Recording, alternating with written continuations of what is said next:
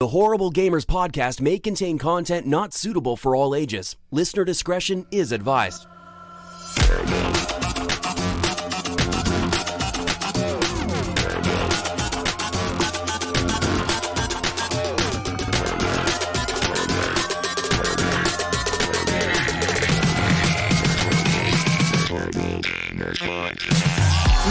Welcome, ladies and gentlemen, to Horrible Gamers Podcast, show number 302, being recorded on April the 11th, 2020.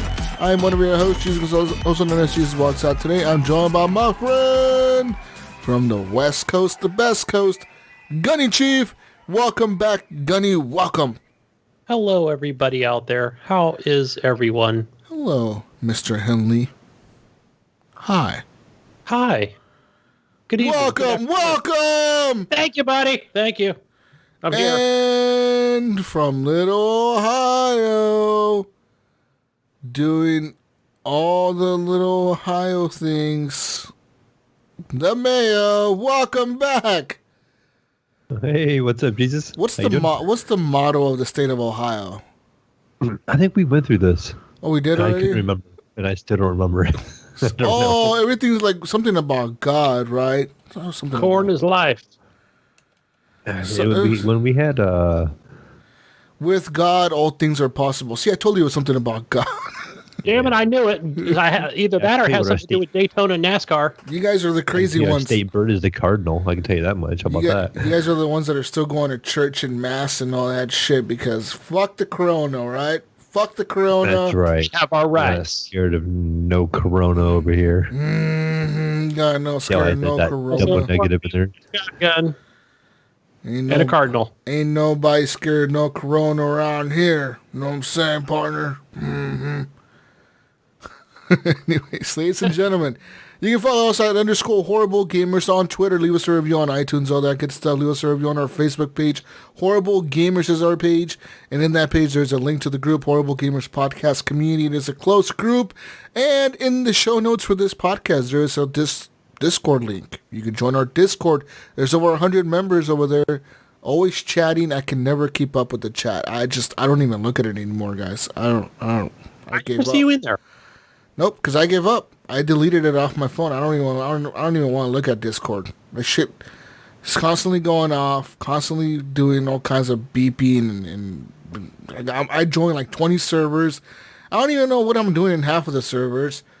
Everyone has their own server. Everyone is always like, I got invited to Polo server, got invited to Mayo server, got invited to this other person's server. Everyone just got servers everywhere. Everyone just got fucking servers. You just mute those servers, Jesus. I'm going to delete them all.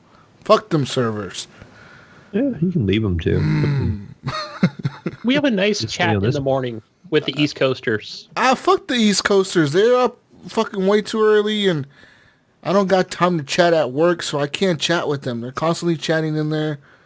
Fucking. Mute it all. Anyways, delete the app. Anyways, you can join the Discord over in the show notes. And a quick shout out to our Patreon members over at patreon.com/horrible gamers like Adam Sunday, Alan Maybe H, Bill Garner II, Brandon Willier, Brian Capessa, Chad, Commandalorian, David Snyder, Evan Tanaka, Henley M, Jesse Kraft, John Jerome, Jonathan D. Hall, M. Polo, Mechmod, Nipron, Port Chapu, Robbie Wheat, Sean Pashorek. Sorry I messed up your last name, Sean, but you know what I mean. The Mayo, Subator, and Betterholic. Thank you guys for being Patreon machines. We love all of you. I love all of you. Anyways, let's get to talking about video games. Wait, no, one more. Stitcher. Head on over to Stitcher. Your daily show. Sign up for a premium account over at Stitcher. Stitcher.com/premium. Use promo code HorribleGamers, all caps, no spaces, and get a free month of Stitcher Premium and get an ad-free listening experience, as well as access to exclusive content, Mayo, and stand-up comedy specials, and so much more from other networks that are doing podcasts like the Wondering Network, the WTF show with Mark Maron, and all that fun shit. So just go and listen, go! And Redbubble. Redbubble is where you can buy our gear. Just search for Horrible Gamers Podcast on the Redbubble store in the search bar, and click on the link, and you get over 70 items. Like I use that. I use that. You could take a nice bubble bath with our shower curtain. Yes. From Redbubble. Yes. Get that coffee cup, guys. I used that today. Oh, you did? I was using that with I put a little clue in there with my coffee, and it was working out pretty good. Oh. Yeah. Ooh. Sounds... Sat down with the HGP blanket and played some video games. Sounds a little fancy, you know what I'm saying? It's a nice cup. Anyways, go buy some gear, ladies and gentlemen. Quick shout out to Fowler and Twistix for the intro song to the podcast. Breakout special HGP remix for us. And our outro song, usually done by Broke for Free, Night Owl. And thanks to Ricky Alfaras for lending his music to the show, as well as MechMod. Thanks to both of you for lending your music to the podcast. Yeah, fuck yeah. Thank you, guys. Anyways, let's talk about what we've been playing this week, gentlemen. I played a game this week, Mayo. You played a game this week. I played some more Call of Duty. Season 3 is out now, gentlemen. Season fucking 3. Season 3. 3 seasons. Flies. 3 seasons in already. Jesus. Season 3 is out. This adds 2 new characters to the game, as well as new weapons and 3 new multiplayer maps. One of them, I think all of them, are pretty much remakes from what I've seen. Pretty much the one map was in Modern Warfare 1, from what I remember. Yeah, from the first Call of Duty 4. And it's the same. I could tell it's the same kind of like general layout of that map, but they've changed some of the things. Like obviously now you can open way more doors. A lot more things are like interactable, you know. But overall, it's kind of the same layout. But I do enjoy it, and I like it a lot. It's it's like a square map, like in a city almost. And then they've added new modes as well. They've added a new infected mode for ground war. It's called Reinfected. I don't know what that means. I haven't played it. I don't even know if it's available, but I know they said that's going to be on the playlist for ground war. It's going to be Reinfected mode. I'm assuming it's something to do with being infected, and maybe you can cure yourself or something, or get somebody else. I don't fucking know what the fuck. Anyways, they've added some other stuff to the game, and no golden gun this week. No. Oh. I'm very close to getting a golden Odin. Very close. Very fucking close. I just need a few, like, crouch kills, a couple hundred normal kills. And only a couple hundred. You should get that done in a week. I think I can. Yeah. Maybe less than a week. Or maybe, like, tomorrow. Yeah. I could probably do it tomorrow. Anyways. But that's Call of Duty. That's the Call of Duty update this week, ladies and gentlemen. I also pre-ordered the Modern Warfare 2 campaign. Why? Because I really like Call of Duty. What do you mean pre-ordered? Like, because it's not on PC yet. Yeah, it's not on PC. It's only available on PlayStation right now. So I didn't want to go that route. If I'm going to play it, I'm going to play it on the best possible platform, which is PC. Sorry, Gunny, I'm not going to play it on PS4. I know, big steamers over there with a big smile. That's right. Master Race. Yeah, see the air just come out of the room over there where he's at. He just kind of looks deflated and some like. Triggered. No, but seriously, so I pre-ordered $20. I think I got like some other stuff with it too. Like if you pre-order on the PC or even I think on Xbox, I'm assuming it applies to both. You get like a tier skip or 2 for the season pass. You like skip 2 tiers. But on top of that, you get like some skins for the character Ghost, which he's a character in the story of Modern Warfare 2. But what I'm curious about, if this is just a remaster of the original Modern Warfare 2, or if this is the continuation of the story of this current Modern Warfare. You know what I mean? Because this new Modern Warfare is supposed to be like a reset of the story of the Modern Warfare series. So I'm wondering if they continue that story with that. I haven't seen any reviews. I haven't watched any gameplay at all. All I know is that it's Call of Duty campaign, and I'm gonna enjoy it. So I haven't seen anything about it. It could literally be the same exact shit that I played 10 years ago, and I don't give a fuck. Yeah, I don't. I would. Yeah, I would be guessing too. So I'm sure the other people in our community can fill us in. I'm sure everyone already is already a visual watched. upgrade. Yeah. No, it's definitely a visual upgrade. They said that it's a visual enhancement. Everything's been enhanced to HD. It's been enhanced to support ray tracing and HDR and 4K and fucking high frame rates and all that shit. But like I said, what I'm more interested in is if it's the same story or if it's a new story. If they've added a twist to it. Because in this Modern Warfare, the current Modern Warfare, the one we have right now, if you play the campaign with the new character Alyx, he was nowhere, never even mentioned in the first Modern Warfare. He didn't even exist. Captain Price looks different. I mean, right. All the characters are different. Like it's not even the same story. It's not even the same enemy you're fighting.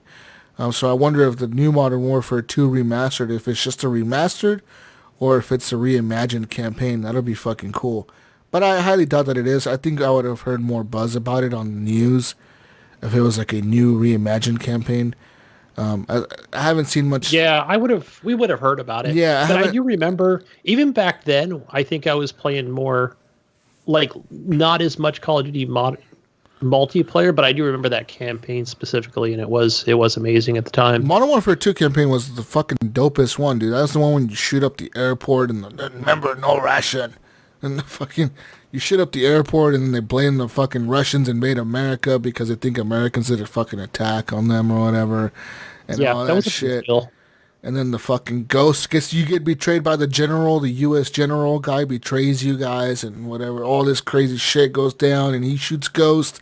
And oh man, Mayo, all the shit that happens. It's going to be like a whole new experience for me. Yeah. I really enjoyed that. The airport map, I think the most for me. Yeah, I think that map is coming back. A lot. Eventually, I'm sure that map will come back this year sometime with this new Modern Warfare. What's up, Mayo? So do you think this is going to like have a draw for me to get it over top of the one we have now? If it ever comes to PC? Or if I should get it on my Xbox? What do you mean? The new Call of Duty, the remastered. Should I get it? Did you play? I'm a Call of Duty guy, so. Did you play the new one? Did you play the Modern Warfare campaign? Yes. Did you like it? Yeah, I enjoyed that campaign. Well, you know what, Mayo? I'm gonna answer this for you, and I can easily tell you, like, and can't believe I'm saying this, but go ahead and buy that on PC because I already know, like, if you buy it on the Xbox One X, you're gonna be like, man, it's like moving so slow. It sucks. What is this, guys? Even though you're gonna be playing with a mouse and keyboard, playing on the X, which I don't even know if that's compatible with that game. I've never even hooked up a mouse and keyboard to my console before. But yeah, my son. You're going to want to play in that 144 hertz. We'll see. I don't know. It's $20. I pre-ordered it. Whatever. It comes out April 30th. I look forward to playing it. So there's that. Oh, man, I just can't wait to see that nuke go off again and you die in slow motion. Yeah, fuck yeah. Anyways, moving on now to some other stuff that I played this week, gentlemen. I also played some Half-Life Alyx in VR. Hey, that's right. All time. So I played this on the Oculus Rift. Yes, yeah. This game. First question for you, Jesus, real quick. Do the controllers with the Oculus work, or is it all integrated? Because some games use a controller. It all works. Yeah, it all has controller support built in. So sweet. It just works just fine. First things first. This game, when it first starts up, you're on top of this rooftop and you see this big tower and you're looking at this fucking city and people are walking around. This is one of the best looking VR games ever. Like it is. It's fucking insane. I don't know if it's the graphics card that I have. I don't know if it's because I put everything on ultra. I don't know what the fuck. But the shit looks fucking sharp, Mayo. It looks so fucking good. I was like, wow, just fucking wow. And Everything's interactive, really. Like, they really did a good job making, like, a lot of things interactive. You can write things on the wall with the markers you pick up off the table. I wrote HGP I thought on I the seen window. some like somebody do math or something like that. They were using a dry erase marker. and Yeah. they Oh were, yeah, like, that teacher. That was cool. Yeah. Yeah, well, I wrote HGP instead on the wall. Fuck That's math. a smart. That's Fuck the best math. thing to do. Yeah. You know, Jesus, I'll tell you, when I started watching like part of the review, I thought it was for a movie.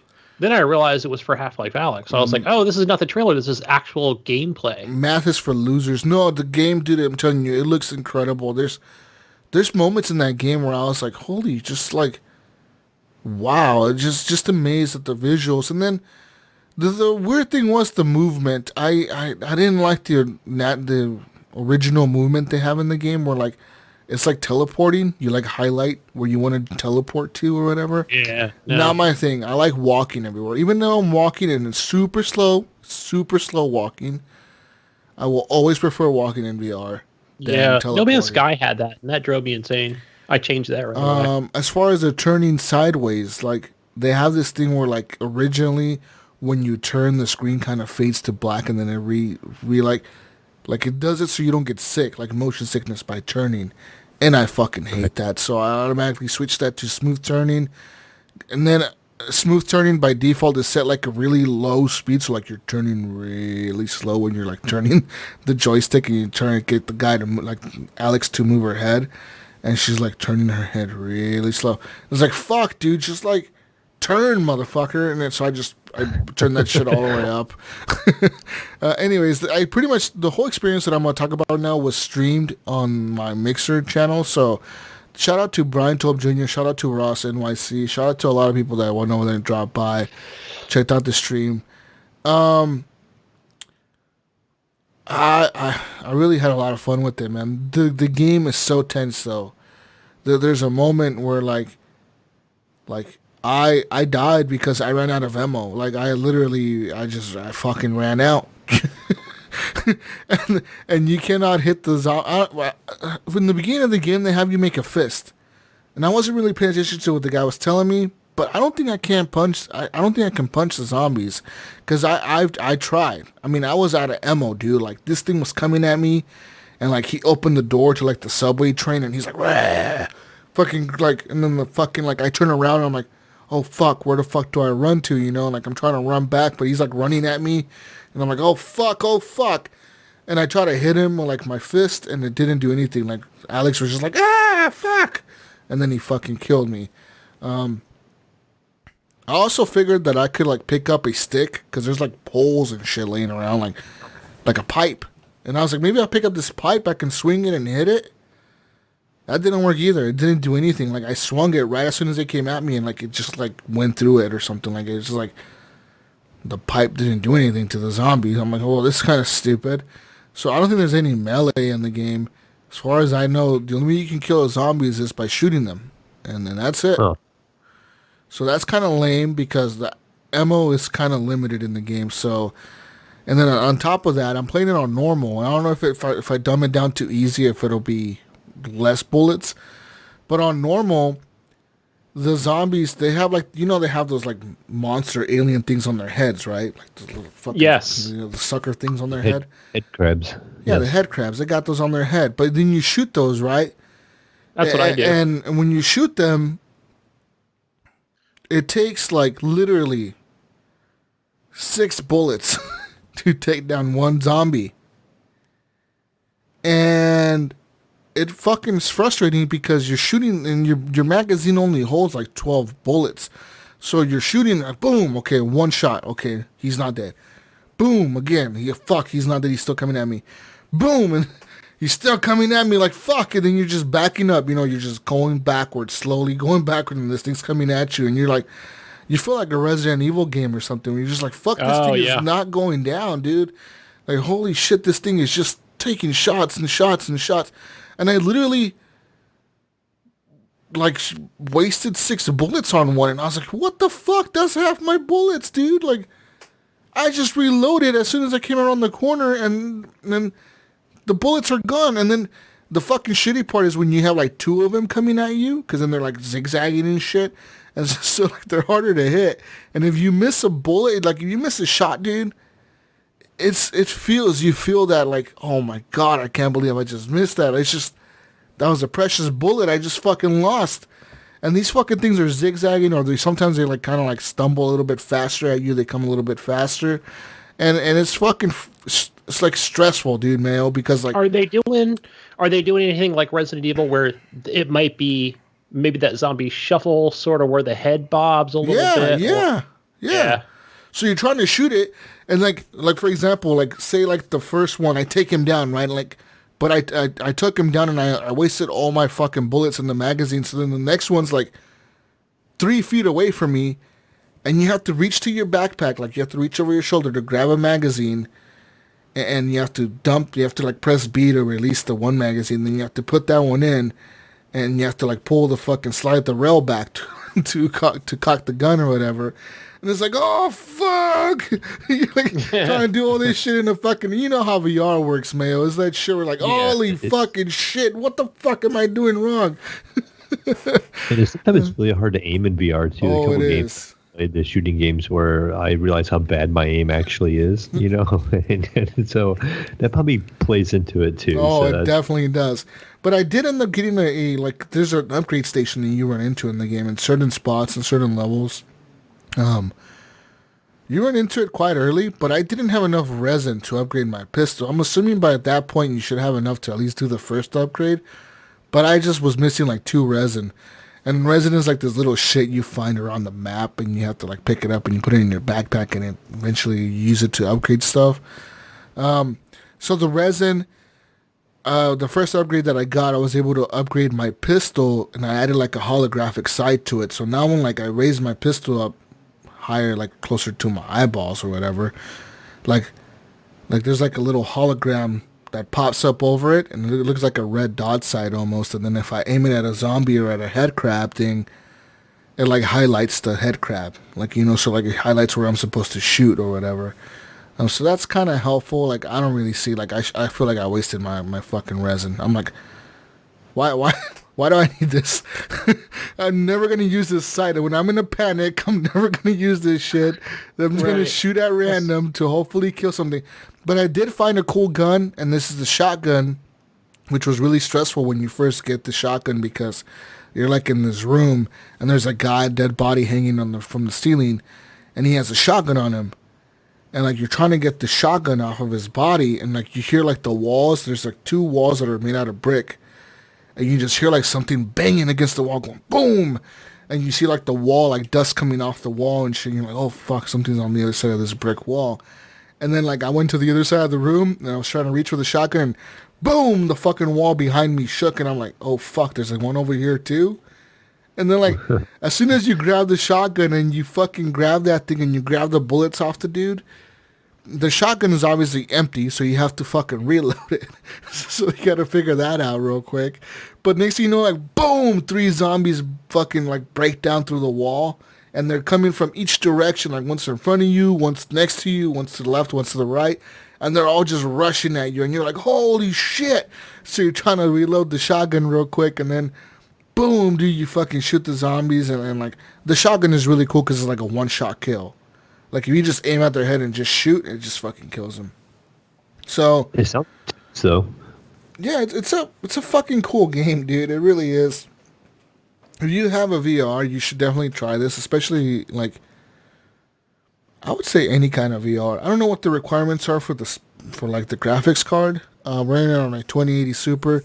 There was some things that I noticed, and I don't know if it was because I was streaming, if that was taking up too much resources on my CPU, or what the fuck was going on here, but every so often there was a weird thing with the movement where, like, if I wanted to move forward, or if I picked something up, like as Alyx, you pick something up and you needed to walk forward, she would start walking backwards. Or like when I needed to walk backwards and I would press back on the joystick, I would press back to walk backwards, she would actually walk forward. And I'm like, what the fuck's going on here? Like the calibration, I don't know what the fuck was going on there. Where, I don't know, something was going on with the controls where, like, if I needed her to move back, she would move forward. If I needed her to move forward, she would move backwards. And it really sucks when she would do that when I was in the middle of like a gunfight with like these stupid fucking yeah. zombies. Oh, definitely. That So would I'm be like, rough. Dumbass, go back. What are you doing going forward? Go backwards. Fuck. You know, and then you get frustrated. And there's checkpoints in the game, so like it automatically checkpoints you to like a certain area, but sometimes the checkpoints are kind of shitty because it does put you back quite a bit sometimes, and you're like, oh man, I gotta go down this hallway and do this whole thing all over again and fight all these zombies again.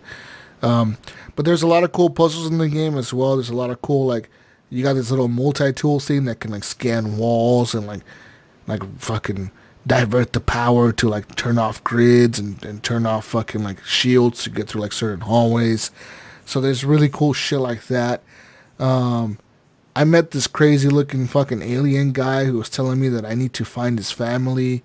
And I'm assuming that's a side quest because Alyx is like, no, fuck you. I'm going to go find my dad. And he's like, no, you go find my family. You're going to do it. Your dad's going to die anyways. And she's like, what? He's going to die? And he's like, well, he's not dead yet, but he might die. You're like, what the fuck? He's like, whatever, just fucking go. And then like he tells you he's gonna help you, but like he like has these mind fucking powers or something. He's gonna help you through like fucking mind tricks or something. I don't know. But yeah, that's as far as I got. I mean, like I said, the game's a lot of fun. Every so often, like I was talking about earlier with the graphics card, there's a little hitch in the game, and I don't know what it's from. I don't know if it's because of the streaming or because the game is just like that, but there's like a little hitch. You have not played it without streaming? I have not played it without streaming, so it could be that it's just the CPU is taking too much fucking, streaming. It doesn't want to do it right. So I should try it by myself to see if it still does that, because it could be that it's just the streaming what's doing it. But even though I was streaming and everything, Mayo, I was running it on Ultra, and the game looks incredible, and I even dumbed it down to high because of that stutter a little bit there, that I was noticing every, like, it doesn't happen often. It happens like every 5 minutes or every 10 minutes. Like, so it's just like all of a sudden, like it's trying to catch up. Like their frame skips for some reason or something. Like it's kind of weird. Like it's trying to catch up or something. But even with turning it down to high from Ultra, the game still looks fucking incredible, dude. I was like, I can't even tell the difference. I don't know what the fuck the difference is between high and Ultra. So, do you think, we talked earlier about like Asgard's Wrath and Boneworks and these other, the Walking Dead games. How do you think they compare to Half-Life Alyx? Do you think Half-Life Alyx is a step above these games? Because we kind of were like, they're the same price point. They're big AAA titles. In terms of graphics, Half-Life Alyx beats all of them. It really does. Like it in terms of graphics, it is by far the coolest. The fucking just the way it looks, the aesthetics, everything is there. It looks fucking awesome. Even the zombies, the way like you get up close to a zombie, dude, like their guts is all fucking, like their chest is ripped open and their fucking face, the skin is falling off, and like their eyes are bulging out and shit. Like, it looks really fucking gory, but it looks so fucking cool. You're like, oh, that looks like a zombie. Like that's a fucking zombie, dude. But like in The Walking Dead, the game, what I give to The Walking Dead is that it has obviously better mechanics. Like it has melee option. That's fucking cool. To be able to hit a zombie in the head with an axe is fucking cool. To be able to hit a zombie in the head with a baseball bat and fucking be like, yeah, right, bitch. Boom, hit you in the head. You hit a zombie in the head with a baseball bat. It's fucking sick, dude. Like that's amazing. Or like to be able to carry, well, you can carry multiple weapons, like a pistol and shotgun and shit. But like, I don't know. I feel like The Walking Dead does like the melee stuff and that type of stuff better. As far as shooting, The Walking Dead is easier in my opinion. But it's just that Half-Life makes it so stressful in the beginning. You're like, oh man, like, what do I do, And there's a really tense moment in the game where you have to go down this really dark, creepy-ass looking fucking sewer thing. And at the end of the sewer is like this like dead hanging zombie thing. And there's like a flashlight on him. And the whole point of the game in that area is to like, you need a flashlight. And guess who has it? This fucking thing that's hanging. Of course, like, he does, right? And you're wondering if he can move all of a sudden or attack you. Yeah, and then like you're walking through there, like at first there's no one attacking you. You get all the way to him, and as soon as you grab the flashlight, what happens? Like, you hear it crawling, and you hear the little head crab things crawling everywhere, and you're like, oh, fuck. And that's really a hard mechanic in Half-Life, where, like, because your left, the fucking flashlight is attached to the top of your left wrist. So everywhere you aim your left hand, so your left controller, is where the flashlight is aiming. And you think about it, so you gotta, like, hold the gun on top of, like, the fucking your left hand, and you gotta be aiming and looking with the flashlight, because it's, like, pitch black, man. Like, I'm telling you, like, you can't see shit. If you don't have, like, the flashlight facing the fucking thing, you're not gonna see it coming at you. Like, you just won't. And you got all these fucking head crab things jumping at you. I've had one, like, jump on my face before, and, like, he's eating your face, like, fucking eating your face off, and you have to, like, shoot it off your face or, like, punch it off your face or something. I shot it off my face. I, like, put the gun, boom, fucking shot it. This is why he doesn't have any ammo, Gunny. And went flying. Right, yeah. I mean... Now he has one eye because he shot himself. Yeah. Right. In the face. Yeah, in the face. Can't hear anything. You can only hear half the stuff he fired a gun right beside his face. But it's fucking cool. Like that whole thing is cool, but, like, it's really stressful, man. So if you want something that, like, looks incredible, I would say go for Half-Life Alyx. If you want something that's a cool shooter, Half-Life Alyx. Something that has, like, that futuristic fucking looking shit with the multi-tool and the fucking the shields on the walls and all that shit. Like, that's fucking cool. Like, when you can't get past the shield, then you have to, like, shut it off because you have to, like, hack the wall and, like, turn off the power grid or whatever. Like, that stuff is kind of cool.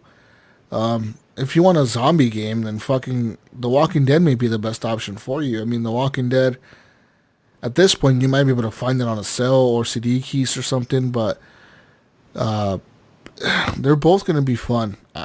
Just VR in general, dude, it's a new experience. I think you should just try it all. You know? So Yeah, that's what I tend to do, though. It seems like I pick up the games and try them and then put them down. That's my problem. You know? Like, I need to really get back to Half-Life Alyx. I need to get back into this game, and I need to get back into that game. Or I have different ones I got, and I haven't even launched them yet, you know, because I get sidetracked or whatever. I've got those. I've got a list of those same things. I keep telling myself I want to get into Moss. You know, I have Moss, and I keep thinking how great that game looks. But no, I haven't picked it up yet. Matter of fact, I updated Moss this week on Steam, and I don't even know why. Yeah, my Steam updated it also. And I'm like, oh, I should play that game. I wonder I've got what Moss it downloaded updated. on my PS4, you know, and I haven't played it yet. I wonder what it updated this week. I don't fucking know. Right. But yeah. So what's the story? You understand what's going on? I mean, yeah. So the story is you are Alyx, and your dad is some dude who, I don't know what the fuck he was doing, some kind of scientist or something. But during the beginning of the game, you go and you talk to him on this TV screen, and he's like Skype, kind of like Skype, but like this is like the 90s almost or whatever. So like everything's like VHS and shit. So like he's like video and conference you, like he's on a video conference with you real quick, and he's telling you like, hey, I found the breakthrough for something. And your name is Alyx. You're a girl. And he's like, hey, Alyx, I found like this breakthrough for something. Then all of a sudden you see like the cops storm in and like, boom, like fucking break into like the door. And they're like, yeah, you're under arrest. Get the fuck down on the ground. And like, you're like, what the fuck's going on, you know? So like, you have to like, you're like sneaking, you get out of your fucking building and you go down to like this laundromat. And your friend meets you down there, and she's like, hey, what's going on? And you're like, I don't fucking know. I need to go find my dad. And, like, an alarm goes off in the city. And then you see, like, the military, like, the cop dudes rolling through with, like, their gas mag. And they're beating the shit out of people and arresting people and tackling people and shooting people. And you're like, what the fuck's going on? They're rounding people up. So you're kind of, like, doing, like, all this, like jumping around, climbing ladders, going through rooftops, trying to get to your apartment or your dad's apartment. And then when you get there, like the cops are there and they're like, put your fucking hands up. And I did. I put my hands up. I'm like, I don't know am I really supposed to put my hands up? And I think you really are supposed to put your fucking hands up, because the dude's like, don't you fucking move your hands or I'll fucking shoot. And you're like, oh, fuck, you know, like, I'm sorry, like, what's going on? And your dad's right there and he's like, no, Alyx, like, what the fuck are you doing? And then pretty much they take him away and they take you away on like this one of those cop vans or whatever, and you're in the cop van by yourself, and you're asking the dudes who are driving, like, hey, what's going on, or whatever. And they're like, shut up back there, or whatever. And then all of a sudden, like, the van blows up or it crashes or some shit. And you find out that some dude broke you out because he was working with your dad, and now he needs you to go rescue your dad, and then you're on the train to go rescue your dad, and something happens to the train where, like, the train breaks down or something. So then, to get to your dad now, you have to, like, fucking go through the quarantine zone, which is where all the zombies and shit are at. So you break into the quarantine zone, and you have to go through it to get to the train faster to be able to get your dad out of the police custody. So that's the story. You're trying to get to your dad and rescue him. I gotcha. Yeah. It looks pretty good. I think I might probably end up picking this up. Yeah, this is after the events of Half-Life 1. I don't know if it's between Half-Life 1 and Half-Life 2 or after Half-Life 2, but I know it's after Half-Life 1 for sure. Cool. I actually just got my game strain set back up with Gunny again, and so now I can play Black Mesa. So I'm kind of curious to how that goes too. So I want to play a little bit of Black Mesa too, and kind of get that Half-Life universe going again, and playing through it. So I'm looking forward to that. That's dope. Yeah, man. Like I said, the game's incredible. You'll like it, and I think you'll have a fucking blast with it. Yeah, you might like it more than The Walking Dead, even, because The Walking Dead looks good, but it's that cartoony art style. You know what I mean? Whereas you play this game, Half-Life Alyx, and it's more realistic looking. Anyways, besides all that good stuff, what else did I play this week? Gunny, what else? Oh, Gunny, guess what? What? Guess who I played games with? Wingman. No. Brian Gibson. Can I guess? You could guess, Mayo. Alan, maybe. Yeah, Alan the Bosnian. Woo! And GFNG. maybe Pinpoint Red. Yeah, woo! Pinpoint Red. Nice. Are you guys playing Apex Legends or what? No, we played some Sea of Thieves, actually. Me, Mayo, Pinpoint Red. Alan maybe got together Sunday night or Monday night or one of the fucking nights. I don't know. It was Monday night. I don't remember. There's been like a resurgence back in that game because dude, that game my son actually bought that game this week. That game, dude, it's never gonna die. There's so much to it now. Like it's gonna go on forever. But we were playing and we were just fucking around in a 4-man boat. We actually found some really cool like underwater secret treasure thing. Took us forever to get there. Take us forever to get there, right? Like we sailed like probably 20 minutes to go underwater. Yeah, we spent a while on it. Just for one chest. Literally, it was one fucking chest. And but other than that, I mean, it was a fun experience. I ended up passing out, dude. Like literally, we got to that one island, the last island we got to where we were playing while I was still there. And all I remember is one of you guys said, "Is Jesus asleep?" And I heard that, and I was like, "You know what? I should be asleep." I was like, I should really be asleep right now. I should be, yeah. With you and Alan and Pinpoint were off on an island somewhere, and you were over by the wheel. And all I heard was you snoring. And I look over and your character's just standing there. You know? and then so we messed around for quite a while yet. And so we were doing just different things. And then finally we were getting like tired. You know, it was like 2 or 3 a.m. here on my time. And so we were all getting tired, and we were like, okay, we should finish up. And so we all log off, and Jesus is still on, and him and I are the only two logged on at this point now. And he's just snoring away in the microphone, you know. And so I'm like, all right, peace out, Jesus. So then I just left Jesus in the game by himself, and he was just on his ship, asleep with his eyes open. You know what, Jesus? I see, like, work has been, since I do mostly bars and restaurants at my job, so now I'm down to like 40% so now I'm like wide awake and alert. But normally that would be me. That would be me like on a Sunday, on a Monday. I'd be I'd be so exhausted from the week where I'd be playing and is Gunny still here or whatever? Like, or I'm like, I don't know. Am I still here? I'm not even sure where I'm at. I'm sleeping. I was like, you know what? Fuck this. As soon as I heard somebody say, is Jesus asleep? I thought to myself, I should be asleep. And I went to sleep. Yeah, I've done that. Pretty much. Right out. So what did you think of the a little bit of Pirate Legend stuff you got to see that I got to show you that I didn't have to earn myself at all? Yeah, I thought it was kind of cool. I mean, am I ever going to get there?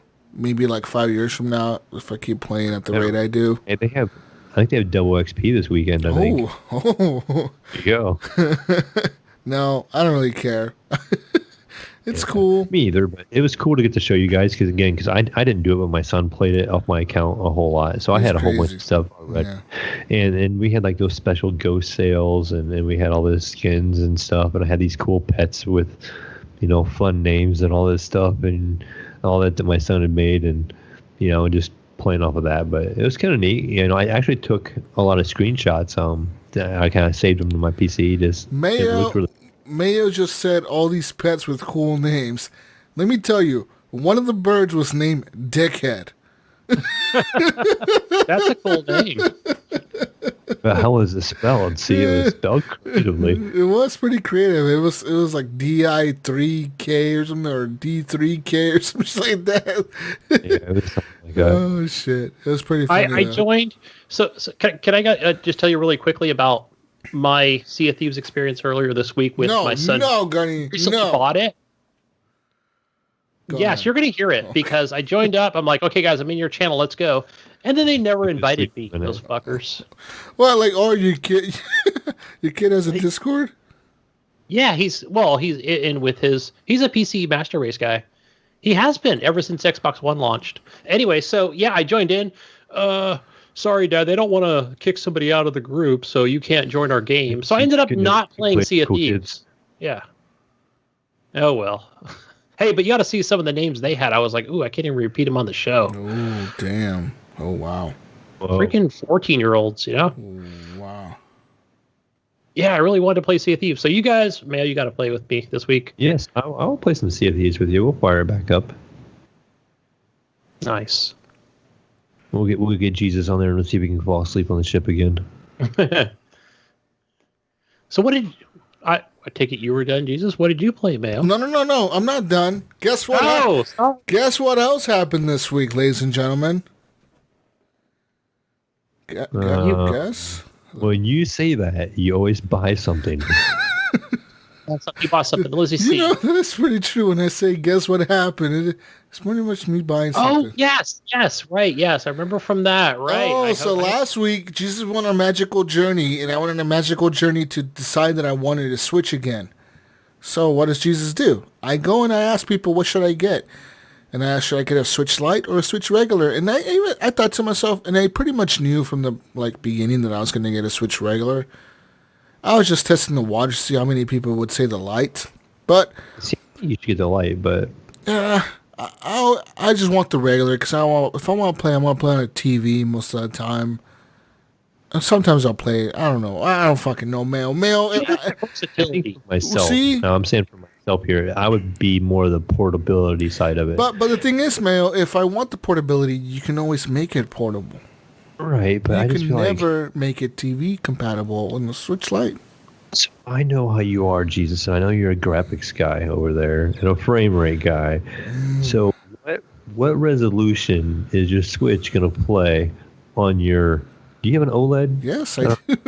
So what resolution are you playing on this OLED? 720p, no HDR. And you can do this. No, I think it's 1080p. Actually, I don't fucking know, man. I don't fucking know. It is for certain games, and to your defense, Jesus, Mr. Mayo over here. Listen, I played that Mario Rabbids battle in the Mario games, and they look actually. No, they really do good because the Switch is cartoony, and they know how to do their games. Where they know how to do it. They've always known how to do it. Third-party stuff is a little. Third party can be a little wonky. But you're enjoying it on your TV. I just want to make sure. But I ended up not being able to find one all week, guys. Literally every store that I looked at, every store that I called, every fucking store was sold out. Every single store within 100 miles of my location is sold out. And like, I fucking called GameStop and they're like, yeah, they're like company wide, we're sold out. Like our entire company is fucking sold out. And we're like, what? So I called Best Buy. Best Buy is like, yeah, we're sold out. We get like a few in stock here and there online, and then we sell them within a few hours. So try to check every morning, and then hopefully you find one in the morning. I was like, okay, when do you update your website? They didn't tell me. So I was like, oh, well, that's fucking great. All right, so then I couldn't find him at Best Buy. I even I even signed up for their email notifications to notify me when they get them. I never got an email. I never fucking got one. Yeah, people keep saying they keep buying them online at Best Buy. I never got a fucking email. Anyways, Best Buy sold out. Target had it in stock this morning, but by the time I got off of work, sold. So, fucking sold. I called, like I said, GameStop is all sold out. Walmart, sold out. They got none at Walmart. Walmart's like, yeah, we don't, like, even the guy at Walmart was like, yeah, as soon as we get them, like, literally, as soon as we get them, within an hour, somebody comes and buys them, and they're sold out. Like, right. Yeah. So then Target sold out too.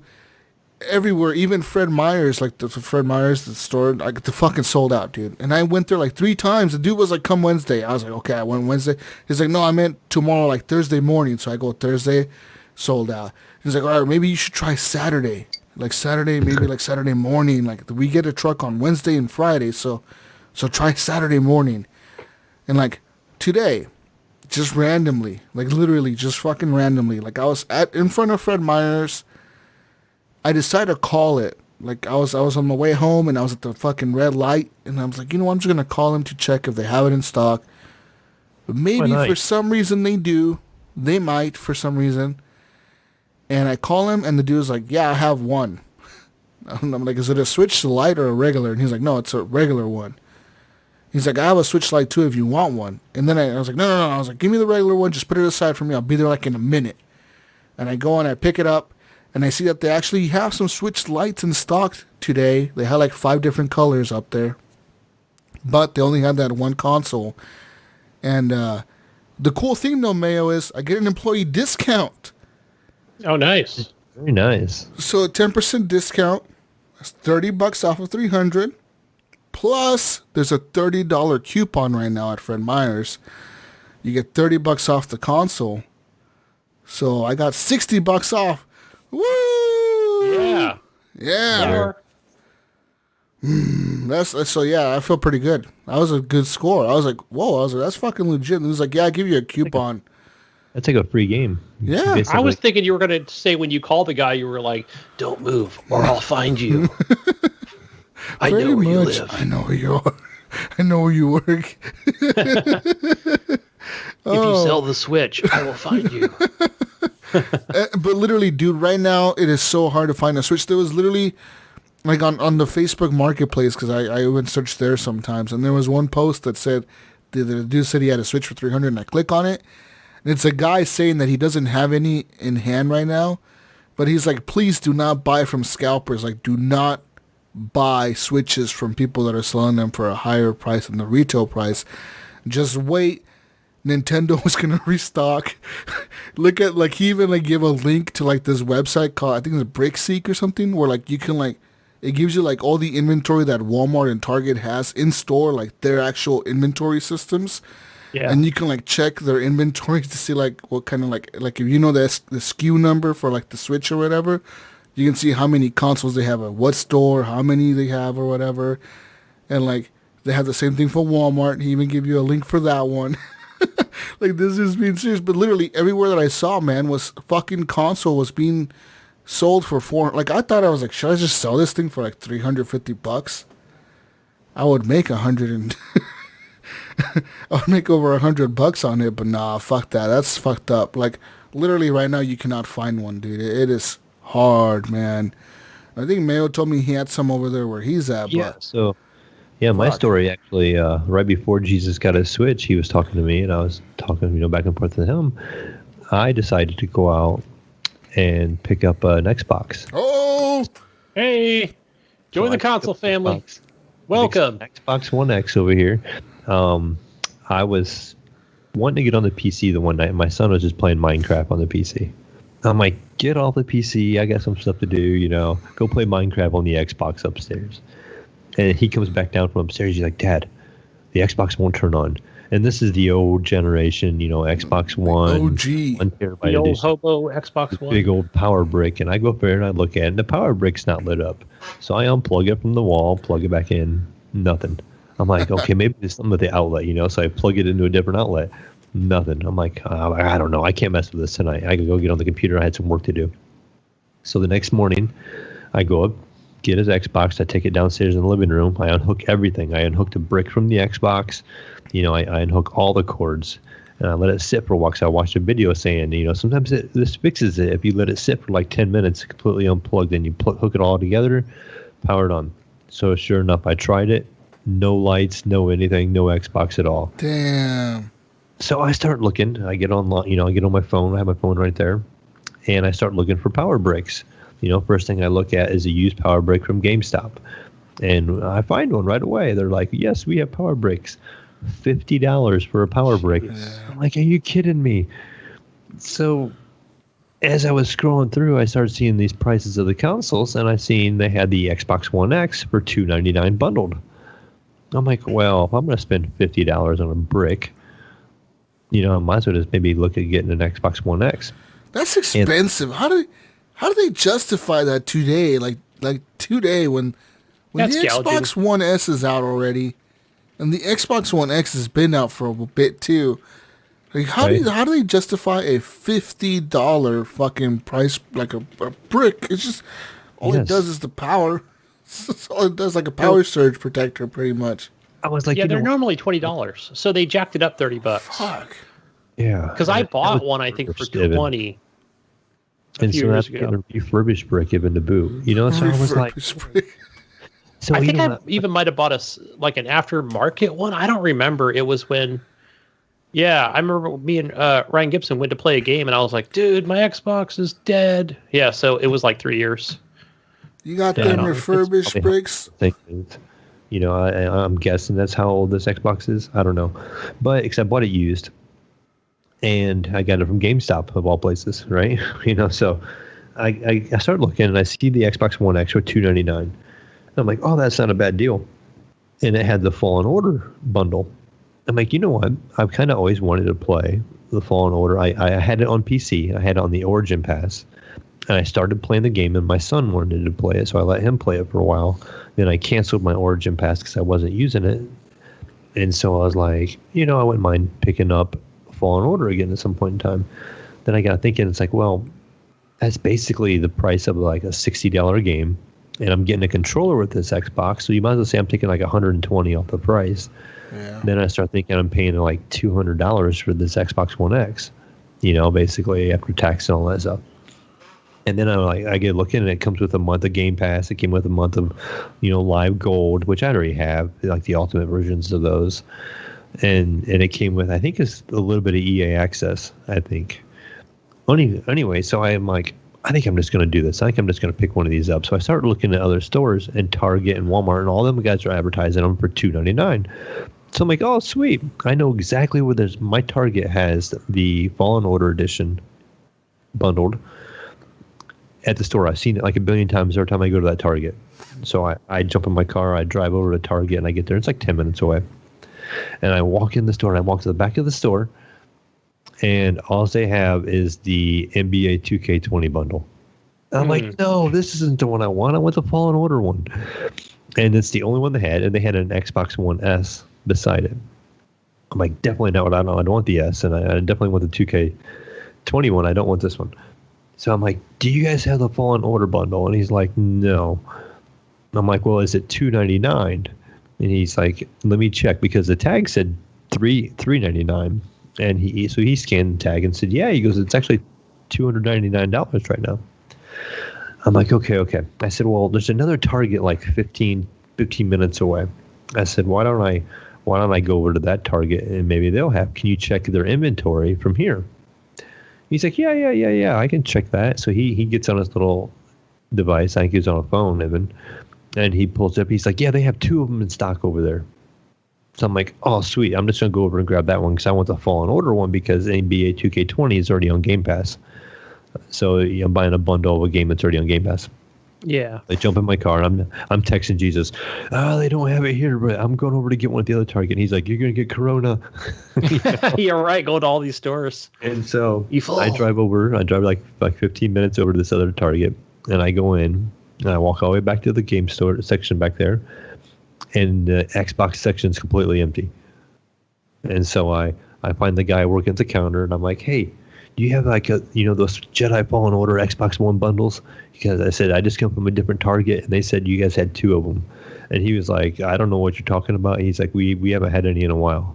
I'm like, "Well, this guy said your inventory said you had 2," and he's like, "Yeah." He goes, "I seen that the other day, but yeah, no, we don't have them." So it was we completely empty. don't need to update it. But he's like, "We got Nintendo Switches. Did you want a Nintendo Switch?" And he points at the case, and it's the lights, and it was. I bet they had 50 of them, of the gray and the yellow ones and different ones. And I'm like, maybe I'll just come back and buy a Switch. I'm like, I don't know at this point. So what I ended up doing, I ended up leaving there, and I'm like, I'm going to try Walmart. Walmart's like right around the corner. So I go to Walmart. Again, Definitely I'm trying to getting Corona at this point. I'm trying my hardest over here, people. I walk into Walmart. I walk all the way back to the electronics section. No Xboxes, no PlayStations, no anything. I'm like, all right. Well, GameStop is right beside Walmart. I know they're doing curbside pickup. So I call GameStop on my phone from my car. And GameStop says, "No, we don't have any of those. We don't have any Xbox Ones new at all." He goes, "But we have them used." He's like, "You can have a used one for $269." Oh, boy. Ooh, I can buy a brand new bundle for $299. No, thank you. Fucking game. Really? Really? $269? Yeah, that sounds about their wow. Just fucking wow, dude. So, I was like, I'm done. I tried Best Buy, and Best Buy had curbside pickup, so I'm like, maybe I can do that. And I looked at my phone, and Best Buy was closed, actually. They're like, "You can pick it up tomorrow." And I'm like, I don't want to pick it up tomorrow. I'm having a Jesus moment over here, right? 'Cause I got to have it now. That's right, Mayo. I want this now. I want this now. So I jump back in my car, and I drive all the way back to the first Target that I went to. And I go back to the back, and I'm like, I'm just going to get this one. I don't care if it comes with a bundle game that's on Xbox Game Pass. I don't care. I'm getting this one, and I'm done with this, And so there's nobody back there working because, it's coronavirus, and I'm in Target, and they have like half the employees, right? I spent like 20 minutes looking for somebody to work by the electronics section to find it so they can unlock it.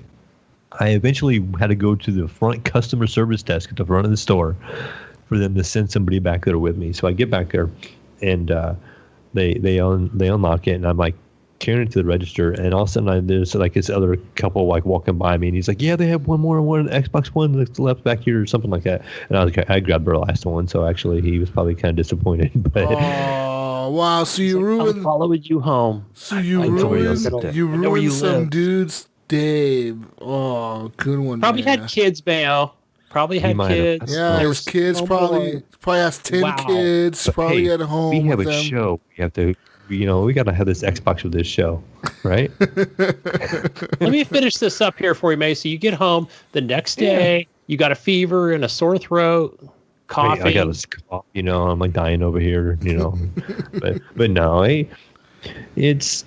I got it. I finally picked it up, and they didn't know how to ring it up. That was the craziest thing. The lady couldn't scan it in the back. She's like, "Oh, I have to ring it out front because of my password isn't working up here for some reason." So she takes me up to the front register, and she hands it off to another lady. And so she goes to pay for it, or I go to pay for it. She scans it, and it tells her to scan the barcode on a thing, and she just starts, I don't know, and she couldn't get it to work. So she just like canceled that part, and she's like, "Well, how much was it?" And I said, "It was $299." And so she manually just puts in $299 for the price. And I'm like, "Do you have to scan the barcode?" And I'm like, "Is that going to be like affect it? Like online features?" I'm like, "I don't know." Yeah, like your return, maybe. So she asked return it. Another lady. So that lady's like trying to walk her through how to do it, and she's like, "It's $399, right?" And I'm like, "No, the guy scanned it earlier today. He said it was $299. I double checked." And so then she she's like, no, look, I see, I pulled it up right here, and she scanned it and it came up, $3.99. I'm like, well, the website says $2.99. So then she pulled up the website. She's like, okay, so we'll price match the website. I'm like, what do you think? You're right. It's Target, you're price matching your own website. That's a good job there, So finally, after like an hour and a half trip, jeez, I bring home this Xbox and I set it up and I hook it up to my 4K TV. And it isn't displaying in 4K. It's displaying in 1080p. Oh, I remember this. And so I'm messaging Jesus. I'm like, what's wrong with this thing? Why isn't it working? And I'm like going through all the settings. I'm like, am I missing something? And I don't know if I have a generic 4K TV or not. I got it for Christmas for my oldest son, and it was like a $400 TV, and it says it has Dolby Vision and HDR10, and I'm thinking it should be great. It should work. And at least you'd play it at 4K, and everything was in 1080p. I'm like, why isn't this working, Jesus? So I'm like, message him left and right. Finally, I had to enable, it's like the YCC mode or something like that. Oh, and yeah, some 4K TVs have that, yeah. I enabled mine. So I had to enable that, and then everything works is fine. And so now I finally have an Xbox One X running in 4K on my TV after that long story. Jeez, finally. First thing I did was I downloaded some Ori. And was it Will o' the Wisp? Is that the title of it? Yeah, Will of the Wisps.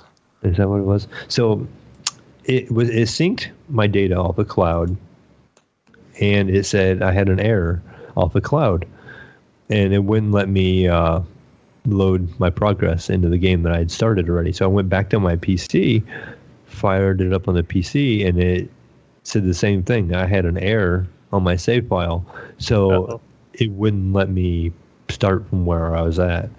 So I had to start the game over from the beginning. I had to delete that profile even and start fresh, Gunny. Oh no. But so I'm like, oh well. So I went back downstairs. I fired up the Xbox again, and so I played it on the Xbox, on the 4K with the HDR, and it does look good and it plays well. But I still get that little hitch every once in a while. I mentioned it last week on the show on the OG Xbox, that every once in a while, I'd say like once every 4 or 5 minutes, the screen will just kind of freeze for like a second, and then it goes. And I just thought it was because it was just a really old Xbox, and now it's did it on this Xbox One X a couple times, and so I don't know if it's something in the game or what, but. I got to the point, Gunny, I'm not nearly as far as you are. I know you're pretty far into it. I'm to the point where I just got done talking to the toad in the swamp. Then I got the ability to launch myself off the projectiles and off those little hanging light things.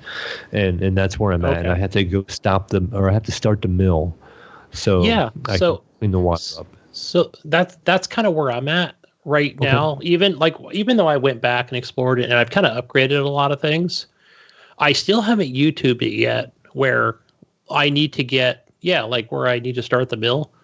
Mm-hmm. There's like a section up top. I've made it up top, but I can't make it any further. I don't, because I've got like the double, triple jump or, propel forward twice. A dash while you're in midair. Yeah, double dash. But I'm like, is that enough? Is this what I actually need? But there's so many spikes and I don't have like the ability to smash the spikes. That's sometimes I think it's hard about this game is sometimes knowing where to go or if you're missing an ability or not. Right. I had a question. I don't know. Once in a while, what am I missing here? What am I missing here? And I kept searching. I kept backtracking over this whole area, and it took me a while to get through it. And I just could not figure it out. And here I was just missing this little cavern that had a thing in it that you had to activate that gave me an ability to get past the section I couldn't get through. And I'm like, oh, it was right here all along, And I do run into that every once in a while. So I wish. Yeah, because one thing I've noticed too is, if you look at your map and you see where it's gray, you haven't been there. Right. And I didn't even notice that until this week. I'm like, oh, I see where I didn't go to this area where I passed 100 times where it's gray. And probably something there. On the map, it was gray. I needed to try to figure out how to get there, but there'd be times you just couldn't get there, or it'd be like a secret. You're like, oh, okay, this is how you get in there. So now that you've got where you can actually get those things in the air and now I'm kind of getting an idea how the game kind of goes and how it's doing its thing, and I can kind of figure it out a little quicker now. At first, I was a little confused, kind of like, okay, what am I going here, or what am I doing here, But now I kind of see how it's kind of going and the progress of things, and so I'm just figuring it out a lot faster now. So I'm definitely looking forward to playing it a little more this week. The nice option now is when my boy is on my playing on my PC, I can go down the living room and just fire up the Xbox. So I have that option now. So nice. We need to get on some Ghost Recon Breakpoint. Yeah, so I picked up Ghost Recon Breakpoint, and I wanted the Jedi Fallen Order bundle, which I could not find. So I went ahead and bought it because it was on sale on the Xbox store. There you go. So I picked those up, and I played the beginning of it on both of them, of Breakpoint and Fallen Order, but not far enough into them at all. Like I played this part already in both games. So in Breakpoint now that you've played that recently and you played it with the new update, what mode did you go with? I went with the old mode with the gear score. Okay, because I just switched over last week. And it said you could switch it any time. So I was like, I'm going to stick with the gear score mode. That's what I knew when I first played the beta. And it kind of has that Division feel to it. So I went with that route. But yeah, said you can change it in the game. So because I'm thinking I'm going to switch mine back because I'm like, it doesn't really change the game, really.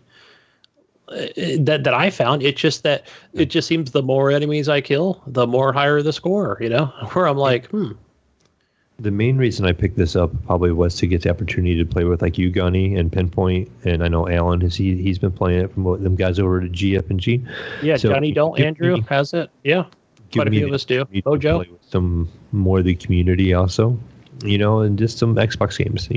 I have a cheap little headset that I can make work, so I'm using that, and I tested it last night with Pinpoint, and it works fine. So I can get on there and get into some party chat and all that stuff. So.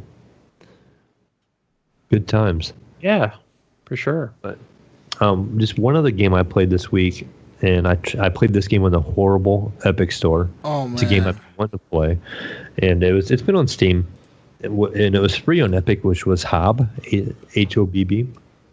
And this game has always been said it was kind of like Zelda Breath of the Wild, kind of that same art style, and they say the game is a lot of fun actually. So I fired the game up, and I haven't had a game on PC do this in a really long time. So when you launch the game, it opens up a little window, and it says, what resolution do you want to run at? What do you want a VSync on? Do you want to run it on what graphics setting and stuff like that? So you answer all those little questions, and you hit OK, and it closes. And then the game will launch finally. And the game launches, and I started playing the game. And I was really getting into it. Like the very beginning, it was pretty cool. The art style was neat, and the atmosphere was kind of neat. I'm like, I might actually kind of dig this. This is pretty cool. And you get this big robot thing with you, and it's like following. You're kind of following it, and he keeps like breaking open these walls and opening new paths for you. And it's just kind of teaching you about the game, and you keep seeing this like purple goop stuff that keeps taking over. And you can see the theme is kind of like what you're going to have to do. You have to kind of take care of this stuff. Well, as the game goes, and very, very, pretty much in the intro yet, is you get by this goop and this stuff gets on your arm and you can't get it off. And you're like shaking your arm, and the robot comes over and grabs you and pins you down on the ground. And he pulls out this like big blade comes out of its arm, and it chops your arm off. And you all of a sudden you use this little scream from like your character, and I'm like, what the heck just happened? And it shows a cutscene, and the robot's carrying you away, and your arm is laying there stuck to the ground with this goop. And I'm like, oh, so your arm's gonna have like some abilities in it or something like that. And as soon as that cutscene ended, like it was gonna go back in the game, it crashed. And I'm like, oh, what happened here? So I closed everything out. I go back into Epic Store and I launch the game again, and I get an error right away, and it won't let me run it. I'm like, what the heck? So it does that multiple times. I start looking into it. I can't figure it out. So I get that little box to open up again, and I keep trying different things. I lowered the graphic settings. I turned VSync on and off. Every time I would get this error, and the game wouldn't launch. Ultimately, what I ended up having to do was if I put the game in windowed mode, the game would launch just fine. But if I put it in full screen, it won't launch. It reads an error. So I uninstalled the game and reinstalled it because it's not a very big game. Same error, like after a clean install. So I'm like, what the heck? So I uninstalled it again and put it on a different hard drive, thinking maybe there was something remnants of the old save file or something like that. And so I put it on a different hard drive, completely different drive, launched the game in full screen, same error. It would not let me open this game in full screen. But as soon as I put it in windowed mode, it launches just fine. But the problem is in window mode, everything looks like it's off center. Like everything looks like it's shifted off to the right. Like before my character was more in the center of the screen. Now he's like on the far right side of the screen. And I feel like I'm missing a whole bunch of stuff on the right side of the screen. Yeah. So I don't want to play it in window mode. So trying to dig up information on this, of course, I can't find anything because I'm going to say it now, Gunny, the evil Epic Store, they don't have any kind of forums or any way of checking this stuff out. So I'm probably going to have to. Hey, that's where you go to Reddit, man. You go to Steam. evil Boom! Shots fired. Man, what kind of boomer ass fucking shit is that? Gunny got you. Gunny was like, you go to fucking Reddit, motherfucker. I did tell him that earlier, actually, when we were off air. All you need is Steam, Jesus. Steam has its own community. That's true. That is true. I'll give you that. Click on Hob on Steam, and I could go right to it. Its own form right in Steam, I bet. But it looks like a But really ultimately, did you ever find out, like, no, just I Googling it, or? I didn't have any more time to look into it, but I definitely want to get it working because I actually think it might be a game I'll enjoy. So I definitely want to check it out more. But in the meantime, I would say turn that, get your credit back on that game. Well, it was a free game on Epic, so I can't really say never mind. My free game back. And give me my free back. That's right. It was, free last week or the week before, yeah. So I'm curious, have you guys claimed it on Epic? Maybe give it a shot and see what happens if it lets you play it on full screen. If it's something, I'll check that out and see if it works on my PC. Or something in the game or what. But yeah, I played maybe 10 minutes of it, and then they give me that cutscene and it crashed, and it won't. It says there's some kind of bad command line in the actual file, and it even lists the file, and it says under Hob the game, this drive. This line right here is an error. And so, like I said, I uninstalled the game and uninstalled all those files and reinstalled the game, and same problem. So, but I'll figure it out. I haven't have to mess with a PC game in a while to get it to work right, but I'll mess around with it yet. All right. That's it with me. What about you, Gunny? Let's see. This week I played a bunch of games, but not a lot of each one. Let's see. I played me and Eric Graham on Discord. We played that Division 2. We wanted to play Warzone, and I thought I know he plays PS4 and PC, but I thought, that'll be easy because it's all crossplay. But since that new update, Jesus, with Call of Duty Warzone, it would have been with Modern Warfare, which is where it launches out for me. I literally had to reinstall the entire game. Really? Nothing would work. It wouldn't even it kept saying. Matter of fact, it kept telling me hey, you need to install this game, and I'm like, and it even showed, everything is there, the file, even for the regular Modern Warfare. I was like, what the fuck? So I just went ahead and reinstalled it. Did a fresh install on it, but then never fired it up again because then Xbox, we actually, because everything's crossplay, right? Because I'm like, that's fine, right? I could just add him on from his Activision ID, which would have worked fine. But since the new update, it kind of screwed things up. So ended up going over to the PC and got on the Uplay and just played Division 2. And man, that did not go over well for me because. It could have just been my crappy skills on there, but being that level 30 that I am, and since that got an upgrade, or that was updated, everything was just super difficult for me, and just going around and just really just like maybe more exploration. Like I think we went to do a bounty. We didn't even make it to the bounty. And man, I was just going down quick, and I checked my armor, my loadouts, everything is like perfectly fine. And I wasn't even far from the White House. And I noticed it too, like even before he joined the game. I was like, man, there's like maybe like I'm thinking Ubisoft is like telling me like, oh hey, because they kind of push it a little bit where it's like, hey, you need to buy the new New York DLC. Come over here, go to the store, buy this, you know, which I did on Xbox. You know, but I haven't. It's telling you to buy it on the better platform, Gunny. Yeah, I know, right? So don't you have it on the PC? This game won't be so hard because you'll actually get like an outfit and stuff that'll help you. You get that level 10 boost. But don't you own it on PC? Yeah, I own it on PC, but I don't have the New York DLC. The Warlords of New York. I just have like the vanilla game. But yeah, obviously if you buy the Warlords, like not the season pass, but let's just say you buy that DLC, you'll end up getting like season 1 or season 1 pass or something. Not the season pass. Let's be clear on that one. So, because yeah, it did come with a lot of perks when I bought it on Xbox. So, but yeah, that wasn't enjoyable at all. Maybe I'll wait for a sale and then I can actually get that boost and I'll be perfectly fine. But yeah, I'm gonna blame it on Ubisoft and just say that's real shitty. Just make everything super difficult for me. Barely making it out of the White House, you know, like taking 2 shots. Kind of crappy. Never had much of an issue with stuff. I wonder what the issue is.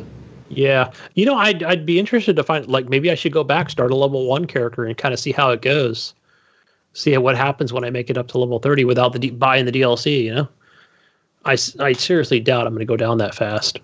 Anyway, moving on. Zombie Army 4, played that with Comrade Ryan Gibson, and we were just going through doing like the challenges, but we were still like going to complete it, as well as Wingman was there as well. And just finding the collectibles, finding the audio stuff, banging out some achievements. So that was cool. That's always an enjoyable game. That's a game right there. As you guys know, I can just keep playing it over and over and over again. Like I've probably played the same map like 9 or 10 times. I think I'm like level 28 now. So anytime anybody wants to send me an invite on that game, I'm like, whatever map, man, let's just go. And I still haven't played like the horde mode on that game. Like there's a separate mode and you choose a map. It's usually just like story mode. But there's not much story really to it anyway to begin with. You know, you just kind of skip over the cutscenes and then just go with it. I gotcha. The next game is one I'm really enjoying, Black Mesa. Played more of that today. Yeah, so I was able to get this off your pass, so I'm excited to check this out. Yeah, I thought you said it wasn't on the list, but it is on there. It is on the list. Awesome, man. Yeah, so listen to you talk about, you know, Half-Life Alyx here, and I'm just like, you know, those head crabs, and I'm like, that's the first thing I do is like try to shoot those things off of there. How many fucking bullets does it take? It takes the same amount. I think it's 6. Fucking 6 bullets. Because it's funny you were talking about that, and I was like, fucking no, ridiculous. I'm like, fuck, dude. Like, you literally have no ammo, and it's pretty cool the way, like, because you wear like these power glove things or whatever, and the way you actually pick up ammunition and the resin off the ground. You like say like you like look through a window and there's like a magazine inside the window in the room. You can like aim. With like the controller, you can like aim, and it's like it shows like a little line from your glove to the magazine, and then like once it highlights the magazine, you hold it and then you pull it back, kind of like Spider-Man. You would like pull it back, and the magazine will come flying towards you in that arc in that line that it showed, and then you catch it with your hand, and then like that's how you pick shit up. You can just like pull things towards you and like fucking catch them. I wonder if I can pull a head crab towards me. Oh, that'd be a good idea. Shoot it. And shoot it in midair like John Wick. Just slap it off his head. I remember a podcast I was listening to They were talking about the head crabs, and he was talking about going through a subway, and like the zombies are there or something. They had the head crabs on them, I think. Yeah. And he's like, it's creepy. He's like, you're walking through, and you're just waiting for one to like get up and move. Dude, and there like, was one. That one's gonna move, you know. And There was one that Brian told you can attest to this. So it's when you first get to the quarantine door. It's like a big door, right? And they tell you like, oh, you need to get to the controls to open the door, to open the quarantine zone to get through it. So like, I'm walking around, I go up this little staircase, I turn right, and there's like a window, clearly the window that I'm supposed to climb through, and there's a door past this thing, but there's like it's like a hallway, like there's a fence to the left of me, there's like a chain link fence, and there's a zombie like halfway hanging out the window. I didn't take no chances. You can ask Brian Tobe Jr. I fucking shot that thing right in the fucking head. As soon as I even got close to it, I was just aiming my gun at it. I got about a foot away from it, and I boom, fucking shot it right in the head. I didn't even wait for it to move or nothing. I just the fucking game's shot going to it. have a jump scare at some point in time like Yeah. that. They're going to give you all these moments where nothing moves. Like I said, I've heard you say you had to take a flashlight from a dead body. Mm-hmm. I've heard you say you had to take, what else? There's something else from a dead body you said. Shotgun. Sometimes there's a shotgun off a dead body. The shotgun, that's what it was. Now, And I'm like, once you, one of these I'm are not gonna- trying to compare like the two games or anything, but like in, the Mesa where once I have the shotgun, I keep it. Is that sort of the same thing in Yeah. Alyx? Yeah, it's really Like, cool. it's And in your Alyx inventory. is really cool. Your inventory, like the way you like open, the way you like equip your pistol or your shotgun or your like multi-tool, it's all in your right hand. So you got like these special power gloves. So like the cool thing is you just click in the thumbstick and like you either flick your hand up or down. So down is for the multi-tool, up is for the pistol, and left it's for the shotgun. So I'm wondering right it's going to be for something else probably. And then on your wrist, on your actual like wrist behind your hands, so like on your arms, you got like these little like holes, and like in those holes they're like pockets, so you can like put in like if you find a syringe for like health, you can like stash it in your fucking wrist or whatever, like your arm, on your left arm. And on your right arm, if you find like a little tube with like the little alien thing that you can like use in the med stations, you can like stash that tube in your fucking wrist. So like whenever you need it, you just pull that stuff out and inject yourself with health. It's pretty cool. And also the flashlight is really cool too because it comes on automatically. If you walk into like a really dark hallway or a room, the flashlight just turns on. So like kind of, but like I'm pretty sure you're right, Mayo. The jump scare is gonna happen. At some point I'm gonna let my guard down because it's pitch black. You can't fucking see in some of these rooms, and you're like, there's zombies there's zombies sitting there, and they're just sitting there.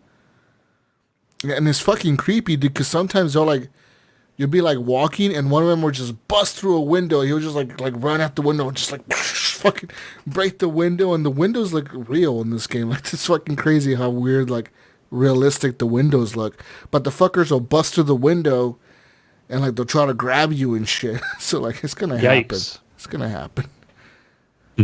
I'm scared. And the thing is, in VR, the shitty part about VR and jump scares is they're nothing like being jump scared on a TV screen or a monitor. Like, right. You can't close your eyes. I mean, I guess you can, but it's still like, Right. you're like immersed, you know? Like the size of stuff in front of you is, Yeah. It's to like a scale, 1-to-1 ratio. pretty So it much. looks as big as you, and you're walking up to this object and you're like looking at it going, is it going to move? Is it going to move? So I know what you mean. Like, I The scary part, one of the creepiest parts that happens in the game in the beginning is, like I said, in that subway, when you're walking in the subway, and so you just fought all these zombies, right? Like this is the part where I told you there was like 5 zombies, and I ran out of ammo the first time. Well, the second time I got through there, I made it through with like 1 magazine left, 1 Mayo, like literally like maybe half one. And I go through the subway, right? And like there's a door that's closed, and it has a pipe like jammed in the door, so you got to pull off the pipe so you can slide open the door so like you get through the subway.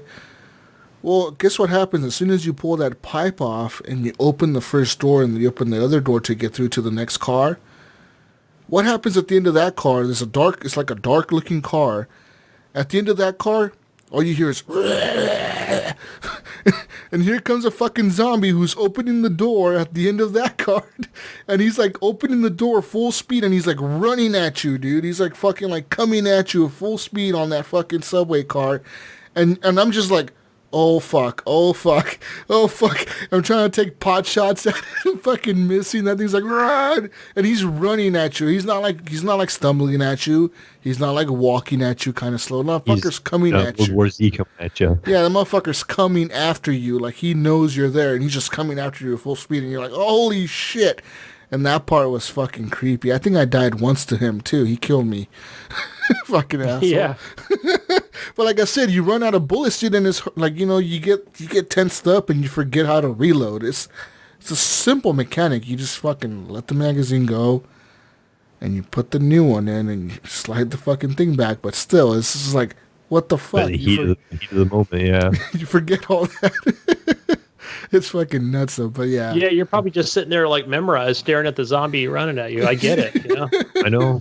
I know we kind of hijacked your spot here real quick, Gunny, but I guess I do have one more question. Now, do you see why, I guess, they kept saying about Half-Life 3, and they were kind of waiting, and they kept saying they wanted to make a unique experience, and that's kind of why they brought it back, because of the whole VR, and they thought it was worth it. Do you really feel like it's like a cool, unique experience worth bringing back a Half-Life series for them? Definitely, yes. No, I agree. I think that they were completely right when it's a unique experience, because it is, dude. Like I'm sure, Gunny, you're gonna get to play this on the PSVR. It's gonna come to the PlayStation. I think. Actually, so let me just interject right now. So we have a question for you guys. Do me and my son get the what's the Steam one called? Vive. The Vive. The Vive. Do we get the Vive? The Index. Or get the Oculus Rift S? Well, you can get a Vive, an Index, or an Oculus is your options, really. The Index, Gunny, is the most expensive. And that's the one from Valve, and that's the one that's like fucking $1,000 plus the controllers. Yeah, I saw that. I was like, yikes, that's a little expensive. Yeah, I don't know. The fancy controllers. It mimics your hands a lot better. You know, it's gonna because it actually tracks all of your fingers. Like you can each finger you individually move on that controller, it's gonna be mimicked in the game. But like, I mean, really, if how many games are gonna adopt that feature? Well, I'm talking Beat Saber, Alyx. I personally, just that Walking Dead. I think you should get an Oculus Rift S. Like I'm thinking the Rift S. I actually prefer over the Quest 7, but that's just my own preference. I say get the Rift S, Gunny. It works fine, and there is some tracking in the Rift S as well. Like it does a really good job of tracking your thumb. Like it knows where your thumbs are. You can like make a fist with buttons and shit, and like. And your pointer finger. It does your pointer finger and then your thumbs. Yeah, and so it knows how to do all that pretty fucking accurately. So like it just works, you know. Like the Rift S, it gives you the Oculus Store. You get access to that, and it gives you access to all of Steam. Like literally, Steam works with the Rift S just as fun as it does with the Index. I'm sure. I don't know if I'm sure the Index probably works with the Oculus Store. It's just another kind of workaround you probably have to do there. But I would suggest just go with that, and it's not that expensive, dude. Like I mean.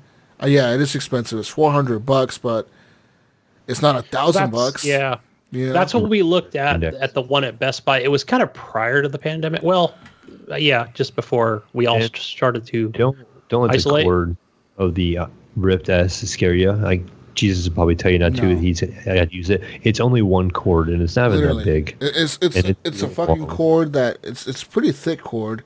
But all it does is connects to your DVI port or whatever, the back of your fucking graphics card. And USB. And one USB 3.0. And that's all you need. Yep, and then you're set up and ready to go. And then that's it. And the fucker knows it tracks your hands. Everything's fucking... Other than that, you're set. It's like the PlayStation where you have one wire, dude. It's the same thing. Okay, yeah. Just better graphics. Better graphics overall, and... It's just as good as the PlayStation, and you don't even have to wear headphones with this one actually, because it has like little speakers built in. It's fucking weird. Yes, and a microphone. Yeah, nice. So, and I would say you have probably a wider variety of games on Steam. Not saying they're good quality games. I would say maybe the PlayStation has a lot of more AAA types, higher end stuff. Steam has, it's Steam. It has a lot of indie stuff. It has a lot of AAA stuff. It has all that, but you also have a bigger variety. So if you don't mind not having a AAA title and you want to try something unique or try something kind of, I would say, maybe not graphically great, but cutting edge, like, oh, this is a cool theory that they're going to try to do in a game, and they try to implement it, you can try that kind of stuff. And so, yeah, and my kid reminds me every day, as he's on Steam, I want to play this in VR, I want to play this on the Oculus. So, yeah. The other thing, though, that I will warn you about, we're having a VR, Gunny, and I've fallen trapped to this on both the PlayStation and the Oculus, is that once you get VR and you get that first hit, you want to try it all. You want to try fucking everything. And this is out for, I want to try this. I want to buy this game and that game and that game and this game. And next thing you know, you spend like $400 on games and you're like, you play them each for 20 minutes and you're like done with it. Right. It's a good experience. I'm done. Yeah. I played this for 30 minutes and I'm done. Like, oh, fuck. Like, you really... Yeah, the only one I really go back to a lot is Beat Saber. Yeah. That's the one that seems to be most common. Yeah. In my house. That's the one my kid always goes back to. But you know why it's so good to go back to Beat Saber, Mayo? Because it's easy. It's easy. You just go back like 2 songs or 3 songs. You get tired and you're like, fuck this. I'm tired. I don't want to play this no more. Now, I will say Pistol Whip is really fun, though. I do like Pistol Whip. Yeah. So I don't think you played that one yet, have you, Jesus? Yeah. I played it on the PlayStation, or was it? Well, it's not called Pistol Whip on the PlayStation. It's called like Audica or something. It's a different. Oh yeah, I saw that on there. That one's different, actually. Yeah, so I played that Pistol one. Whip is so you're standing still and the environment moves past you, and you're kind of like John Wick. So it's kind of I've seen it. Yeah, I've seen it. It's all purpley and shit. Super Hot. Think of Super Hot. Like the characters are just like black silhouettes that are shooting at you, but you can see their bullets. They're coming at you, and you're dodging their bullets, and you don't have to move around a whole lot. You just got to kind of duck and weave, and you're shooting back at them like you're John Wick. And you're like shooting, and it has a pretty lenient aim assist, so you don't have to be like right on them, So you have like a beat in the background, and you're kind of shooting to the beat, and it really wears you out. It wears me out way faster than Beat Saber does, and just playing it on normal, I couldn't imagine playing it on a harder level. And it has their different missions are like different movie scenes is what they kind of have you do. Like it shows like a movie billboard, and you pick the one you want to do, and it will play through, and it'll have different music, and it's real catchy music, kind of like Beat Saber, and you're shooting to that rhythm, and you're kind of shooting down on the ground because like in Super Hot, you have like lower platforms, and there'll be guys shooting at you from there, and there's guys shooting at you from above, so you kind of your head's on a swivel, you're turning all the time, figuring out where these enemies are coming from, and then you get bonus points for pistol whipping a guy if he's straight in front of you. He kind of comes at you, and if you don't shoot him, you can like dodge a shot when he shoots at you, and then you can hit him with your pistol. When he gets close to you, you get bonus points, and then you get bonus points for shooting to the rhythm. And at the end of the game, it gives you a score, And then, but yeah, I am super tired every time I play that game. Like it wears me out after like 3 rounds. Yeah, Beat Saber though, get that. Yeah, shit. play that. Hey, speaking of that, real quick, the Beat Saber. That's how my kid has been getting his PE credit on Google Classroom online. Yes. So he shows a screenshot of his my God. Yeah, to show that he's been getting his exercise. Really? Absolutely. 100% he is getting credit for his PE from playing Beat Saber. Okay. Uh-oh. So how many other kids that are quarantined right now do not have VR, and how are they getting their PE credit? I have no idea. I think the government should be sending PSVRs to all the kids, and they can all have. They could have a virtual classroom. They could all log in. They could do VR classroom. You know what? You know who should be really on top of that right now? If I was Mark Zuckerberg, I would be like figuring out a way to like make cheap ass VR headsets, like really cheap, like the Oculus Quest, but like drop them down, like have the government subsidize them all or whatever. and just be like, look, we're launching Facebook School or something like that, or Oculus School System or something, where the Oculus School System where you log into your Oculus device and this is registered to you for the school year, and you log into this school or whatever online, and we have teachers online, dude. I can't believe they haven't done that yet. Like, discussion happened somewhere in the government somewhere. That discussion happened somewhere. That needs to happen like right now. Like right now with all this coronavirus and like right now everything's quarantined, everything's shut down. There's no graduations. VR headsets for all the students, subsidized by the government. It'll only take a few $1 billion. I mean, you already spent $1 trillion the other day. Might as well spend a few billion for kids. You're spending. They literally spent 100 and something billion for airlines. You could spend 50 billion or whatever for fucking kids, and have them all like, look, be like, dude, make a fucking school system, a software that you can have all these kids log into. Like, if Facebook can do it, like, they would make so much fucking money, dude. They would be set forever and ever and ever and ever and ever. Yeah, who are we talking to? Why are we on this podcast, guys? Let's get on this. Let's go start our own software company and make a school for virtual reality right now. Let's go. Yeah, because I think, you figure Apple kind of started it with their iPad with all these. Yes, with the iPad, with the books. Remember, like, you can like have your college textbooks or whatever on your iPad instead of like carrying. Right, probably started with college, and so I know it's a California thing where all the kids have it. But my kid, since he does have a gaming PC, it's actually easier for him to do all his Google Classroom stuff. And he's been, when I'm not podcasting right now and I'm seeing you guys, I give him my my camera. You know what actually was really cool for my kid? You know how I gave her a Chromebook for Christmas, last Christmas actually. This Christmas that just passed by. It's interesting that I gave her a Chromebook for Christmas, and her school was giving out Chromebooks for all the students to take home, and she didn't have to register one. She just uses her own. I'm like, fuck yeah. Yeah. I'm like, there you go. Hell yeah. You gotta, because she said that, if you like register one or whatever under your name, then if you break it or something, like the school. Remember I told you about that? The school charges the parents like $300, $400 or some shit like that if your kid breaks it. That's ridiculous. A fucking Chromebook is like $200. How are they fucking charging you that much? Yeah, my daughter got charged 6 months ago, and I would say she paid like $180 for hers. Yeah, they're really cheap. I don't know how the schools are like charging a lot for these things. So like, I was like, well, at least my kid gets to still go to school. She says no. My kid was telling me that she says she doesn't like that she has to be at home for school because she says she feels like she's not learning as much, and that like she misses her friends, and she hates that she has to go to school on the weekends too. Because it's like every day is 2 hours or some shit.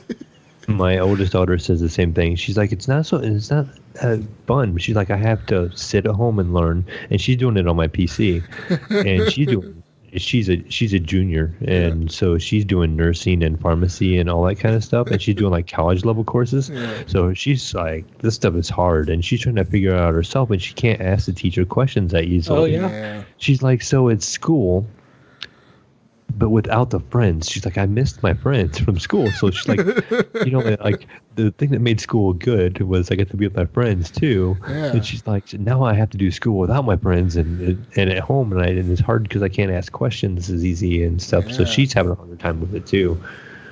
Yeah, it sucks, man. Like the rest of the school year, Gunny, kids are out. Yeah, the rest of the school year, it's gone. For sure. Fucking gone. That's ridiculous. That's insane. I honestly feel fucking terrible for all the seniors in high school that are missing prom. Yeah. That are how they're going to do that. Graduation. All that shit's done. And just to think that maybe they won't get like a proper graduation. They won't. Or, you know what I mean? Even though they'll be like, well, we just can't logistically do it this year or next or whatever. You're just kind of out of luck or something. We'll mail you your diploma. Goodbye. Yeah, we'll mail you your diploma eventually. Good luck, kid. That would be terrible. That's going to happen. Yeah, because there's no prom. Prom usually happens this time of year, right? May. Yes. Usually, right? So, I mean, May. June school is out for most. I think for most people, June school is out unless you're a 12-month school. But most high schools are 9 months. I think all of them are.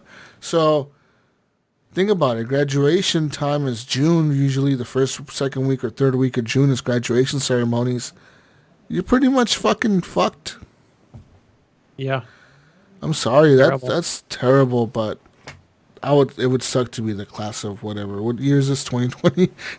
Yeah. Class of 2020, it must suck to be you guys. I'm fucking A, that's shitty. That's Yeah, shitty. be like 25 years from now, be like, yeah, I'm a Corona kid.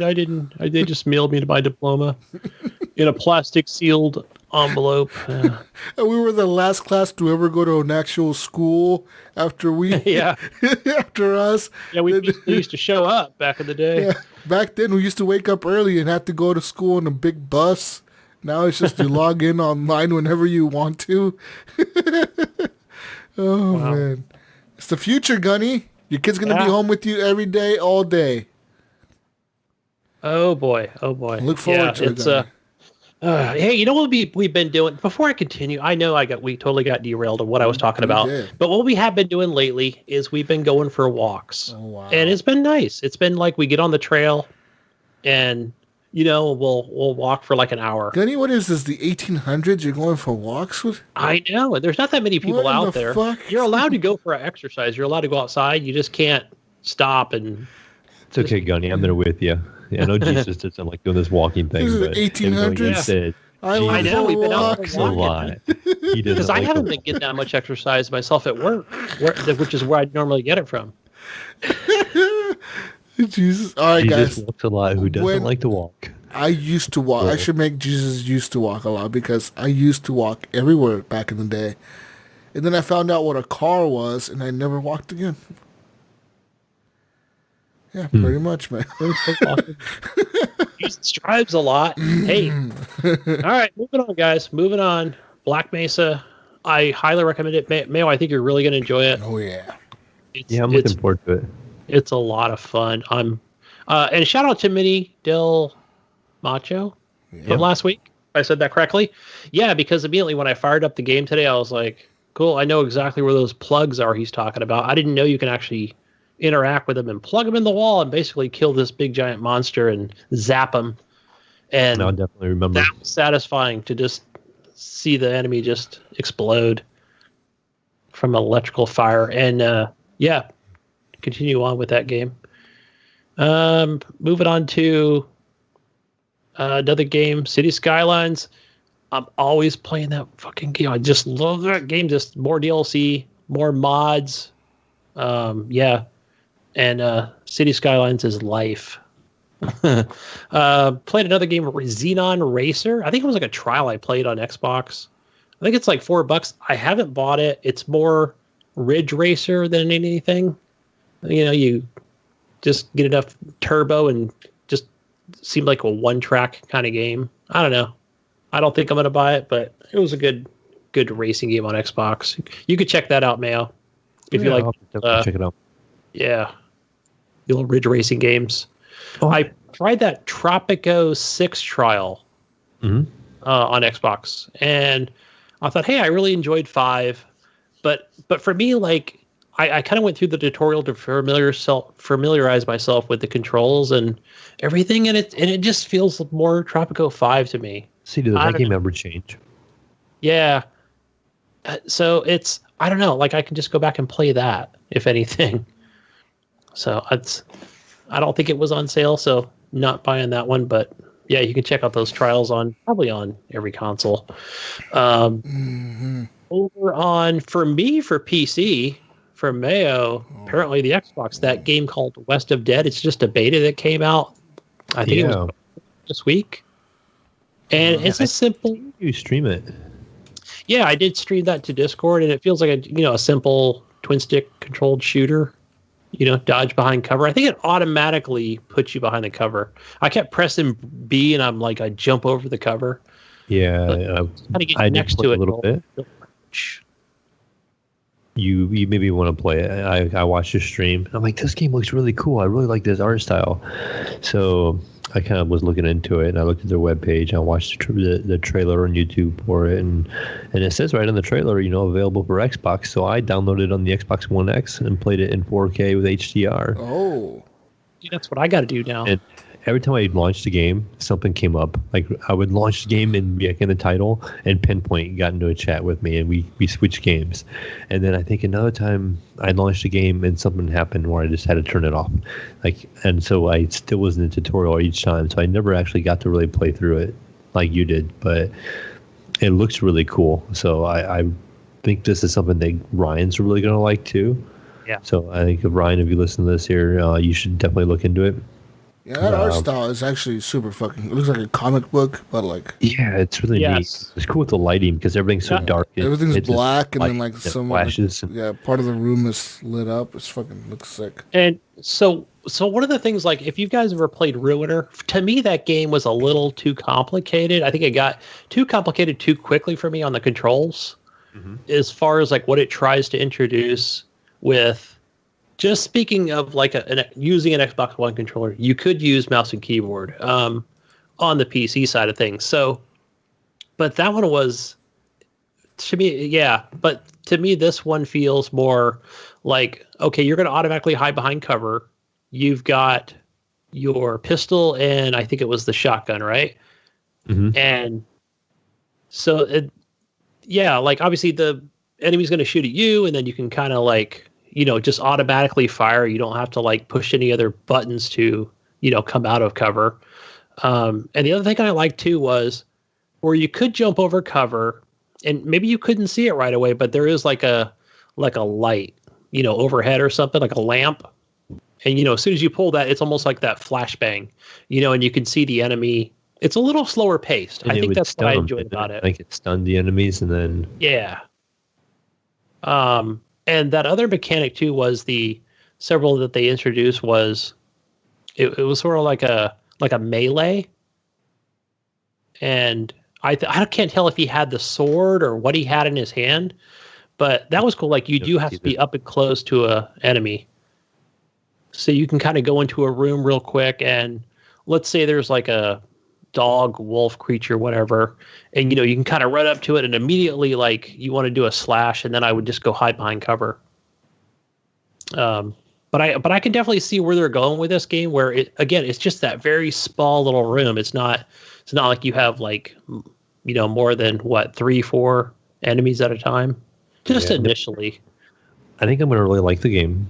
But I think the one thing I think I would like to see in this game, if it was more of a hack and slashing game over a twin stick shooter, and maybe it's just because I'm not really good with the controls on a controller yet for twin stick shooting. Like I was missing a lot and stuff like that. I just feel like a combat kind of game, something almost Diablo-like, or even less than Diablo. Like I want to say kind of something just real simple,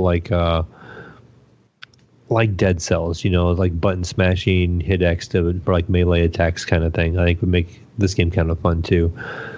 But because it's not. Yeah, because it's not quite isometric, is it? Would you say it's, as far as your view, but it's at 3/4 down, kind of. Yeah, and so, but I hear what you're saying, because if they could do something where, let's say, because it is that slow movement, you could do some sort of like physical melee, but then you would have to add like maybe a dash or a roll in order to get to an enemy who is shooting at you. So then to use melee on them. So that would be like a good challenge. I could definitely see them doing something like that, or to get to the next cover without, maybe your melee cooldown. Yeah, I think there's many possibilities they can do with this. Yeah, I'm curious to see where it's going to go. Because like I said, I think did you reach a point to the end of the beta where you were able to play, or because I know you got to a point and then that guy was talking to you with that cool like southern voice, that gunslinger kind of tone to it, and it sounded really cool. Oh, that's the guy from Hellboy. Yeah, that's Hellboy. I forgot his name, but he's the one who's narrating this. You were like, oh, is that it? And then it went into a level, and that's kind of where I stopped watching your stream. So no, it actually continues on from there, where there's another guy. I think he's like a vendor, basically, and it is almost like a Dead Cells type thing, where it'll actually show like 4 different items that you can purchase. And they're basically upgrades for, they were either upgrades or it was something like where you can actually throw out like a flashbang. So something that's going to be, for your combat. Gotcha. Maybe a faster cooldown on, whatever ability you might have. So yeah, definitely a good art style and cell shaded type cartoony look to it. So yeah, for sure. Definitely can't wait for that game to come out. I'll play it. A good Dead Cells clone. How about that? Yes, and that's kind of the vibe. A different type of game because again, it's twin stick shooter kind of thing. But it just had that feel to it. It was just something about it. It looked really cool, and the art style was cool, and like I just feel like it could be fun. And it's procedurally generated, so like the levels are randomly generated. So yeah, that was the other thing I noticed too. I knew it right away because as I entered a room, I was like, oh, okay, there's like 2 other branching pathways that I can take. And yeah, that was cool that it's not going to be the same every single time. But moving on over to Google Stadia, Mayo. yes, I was trying to figure out. I know Nipron on Discord we were talking about this game and stuff, and I'm like, oh wait, I guess I actually have to go in and because I couldn't figure it out on my iPad, and I'm like, okay, I went onto the PC, and I realized like, okay, I have to actually put in a payment, thing for the trial because we're giving away the 2 free months for the Game Pass or the what is it, Stadia Pro. And so I went ahead and did that, signed up, and then I realized like, oh, you can actually play on PC. It doesn't have to be on like a mobile device. And you don't need that Chromecast, but it's like if you want to add a Chromecast to your account or whatever, to add to your experience, I'm like, why would I want another physical device? No, thank you. So went ahead and signed up for that. I haven't played it on any of my my iPad or my phone at all. So I just went ahead and played oh geez, now what did I play? Was it Grid? Or was it Dirt Rally? Now I can't even remember what the hell it was. It might have been Grid. and I think both of them games are made by the same company. Yeah, I think it was Grid. It was definitely Codemasters. So and I actually bought Grid on Xbox a while ago, and it's very Forza-ish. But go ahead and fire that up.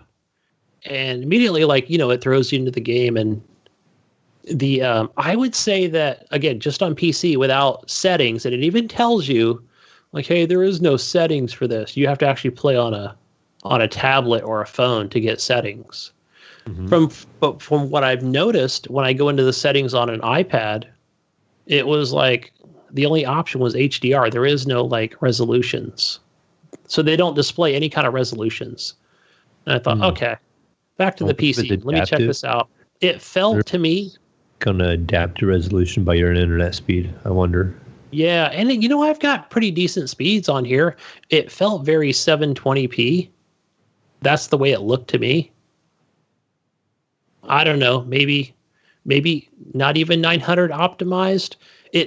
But as far as the responsiveness, I had no issue with that playing on PC. Again, it's hard. I have my PC hardwired right to my my Comcast router, and so that was all perfectly fine. I felt like there was no issues there. And Xbox One controller immediately synced because maybe that it recognized that as part of I already had it connected to the dongle from my PC, so that all synced up perfectly. Nice. But what I noticed on the store, there's not very many games on there at all. They give you, I don't know, it was 6 games to play. I don't know if you actually get to own them or whatever, being a pro member, but I don't remember all of them. I only downloaded, was it Steampunk? I don't know if it was that Steampunk 2 or something like that. And Grid was the only 2 that I grabbed so far. And as far as the store stuff go, you had your Ubisoft stuff, your Assassin's Creed or what have you. But yeah, that's as far as I've gotten. I haven't played it on any tablets or anything yet. So I'll probably just talk about that next week.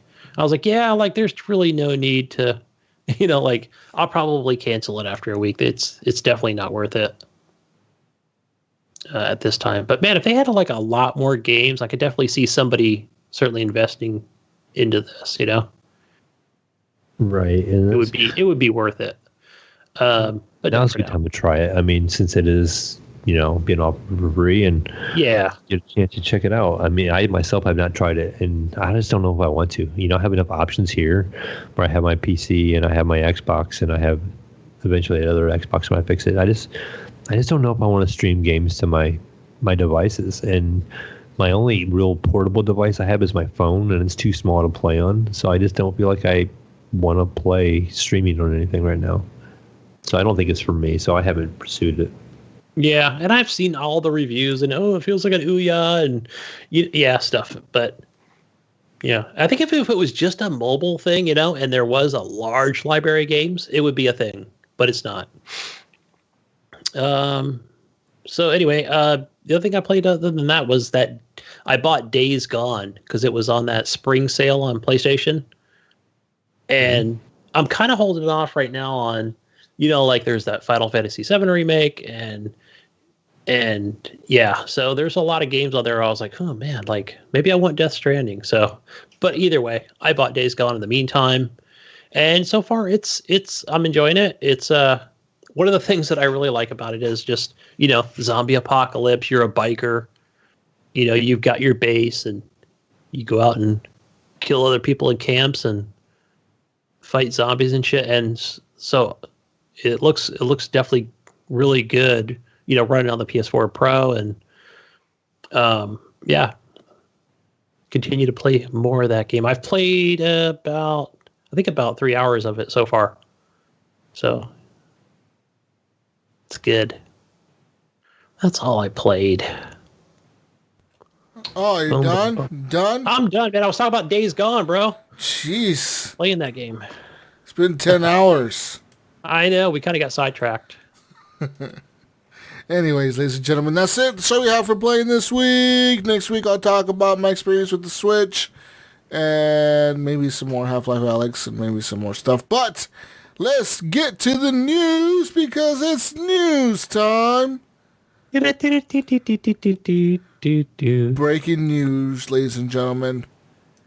You need coronavirus updates, right? Coronavirus. Let's look it up real quick. Oh wow.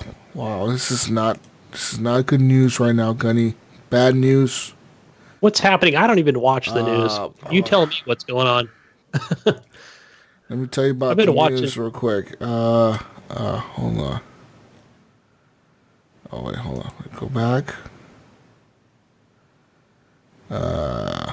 Here we go. Boom. All right. Breaking news, ladies and gentlemen. Breaking news. Give me a breaking news sound effects, Gunny. Dun dun dun dun. Breaking news. How's that? Tonight at the 5 o'clock news. Tonight on HGP. Pandemic. The United States has now passed Italy for the most confirmed COVID-19 deaths in the world, with more than 20,000 fatalities. So, yeah. I know we're worldwide up over 100,000. I think, no, worldwide is 500,000, isn't it? Or 200,000 or something? I thought it was 100,000. But again, that China doesn't actually reveal their full numbers. So we're not taking that into account. And also in other news, in Kansas, a court struck down a GOP measure to allow in-person Easter church services tomorrow. Why would that even have to be a thing? This was a Republican-led effort by some Republicans of the state who felt that they wanted to go to church on Sunday for Easter, and the fucking court was like, no. I mean, I want to go to the beach during a tsunami, but come on. Yeah, be kind of smart, people. Come on. You can pray at home. Yes. I don't even think it's in the Bible. Pray at home. I don't think people should be doing Easter egg hunts. If I see little kids in parks tomorrow, I'm going to beat their asses. All of them. Beat everybody up. Yeah, I'd definitely be doing something like putting something in the mags. Those kids would have diarrhea the next morning. I'll tell you that. I just couldn't think of the name of that product or what you put in there. Gunny, worldwide cases is over 1 million. What are you talking about, 100,000? No, I thought it was 100,000 confirmed dead worldwide. Oh, no, yeah. Death, yeah, it's 108,000 dead people. Over 1,777,000 cases worldwide. Over 500,000 are in the United States, which is still number one. Yeah, number one. Fuck yeah. 31,000 people have recovered, though, in the United States. Meanwhile, over 20,000 people have died. In my county, there's 30 confirmed cases, and there's 6 deaths. In Oregon, there's 1,300 confirmed cases, and 44 deaths with no recoveries. No recoveries. So, ladies and gentlemen, stay safe out there. Yeah, it fucking sucks still. I mean, whatever, pretty much that's all we could do for the updates. The world's still going shit. Everything still sucks. And, yeah. Yeah, like, it was, like, probably today, like, thankful to Mayo, like, trying to bring some news. Because, man, I went to, like, the gaming websites today, and I was like, there's not even like Corona news in there, like, because everybody's at home to like not gather news and talk to each other. There's not even Corona news. Everyone just stayed home. Yeah, stay safe, people. Stay at home. Happy Easter to those that celebrate Easter, it. Yeah, or happy, boil some eggs, paint them up, and put them on the internet. Boil some eggs. What does Gunny? What are you doing? That's wasting food. Raw eggs. That's wasting food right now, Gunny. You don't use real eggs, Gunny. You're supposed to eat them because then nobody else has to smell that, So, Gunny, listen, right now it's a shortage of food around the world. We all know this. So we must not waste food, Gunny. No. But Jesus, maybe he wants to boil the eggs. And you can eat them, right? You can eat boiled eggs, right? Not after you put them in the grass and shit out there. Well, when you peel the shell off, right? I don't know. I don't like. Would you still eat it, Gunny? Would you still eat it? I would eat it. Yeah. No, maybe he wants to hide. Sitting in the there's no sun out here right now. It's a little muggy, overcast. Jesus, he knows there's people walking around in his community. Maybe he's trying to help the community, and he wants to boil a bunch of eggs, hide them around, and let people find it. And he's helping the community by feeding them eggs. Go find this cold, wet egg and eat it. It's been sitting there for a week. It's all nasty and old and fucking cold. I boiled it in recycled water. Oh, man. Moving on to some lighter news. Oh, wait. Is this lighter news? I don't know if it is. But tried to find some. China has now banned the sales of animals crossing new horizons. Pretty much... So this pretty much says that, yeah. What is the censorship scuffle? I was reading the article and I didn't quite understand. I know it's not something that's been released yet. In game like trading or something like that, and China has like a ban on that. Okay, so pretty much Hong Kong or China is pissed off that people are playing the game, and in the game, they're like making, how you can like make things in the game, like design shit and paint and whatever the fuck. Oh, yeah. Well, like somebody made a mat that says "Free Hong Kong Revolution" now. Oh no! And China ain't having that shit, bro. Oh, also, I don't know if you know this, Gunny, but like, there's people making fun of is he a president or what is he? The Chinese president? Is he the president? The dictator guy, the one that runs? The leader of China, they're making fun of him by like making like Prime Minister, president, yeah, whatever. Well, it's a communist country, but I think he's still the president. I just think he just wins every election. He just never loses. Right, yeah, he's like Vladimir. He just hands it. I don't know how it actually, yeah. I don't know how it works in China, but I'm pretty sure he's been in power forever. Anyways, They're making fun of him by like making like Winnie the Pooh looking characters. You know, like Winnie the Pooh is banned in China. You can't have him. Yeah, Gunny. They don't like Walt Disney or anything. No. Walt Disney's cool. Winnie the Pooh though, it's not cool. Just Winnie the Pooh itself. Okay. Yeah, Wow. Yeah, he's banned in China because people use them to make fun of the president. They said the president. They said the president looked like him, so the president banned it. It's like somebody saying like something looks like Trump and Trump banning the shit out of it. You know what I mean? Yeah. Oh man. See, this is the problem we run into with things where it could be a Japanese product, European product, but if it's made in China, it's definitely could become an issue for everybody else around the world.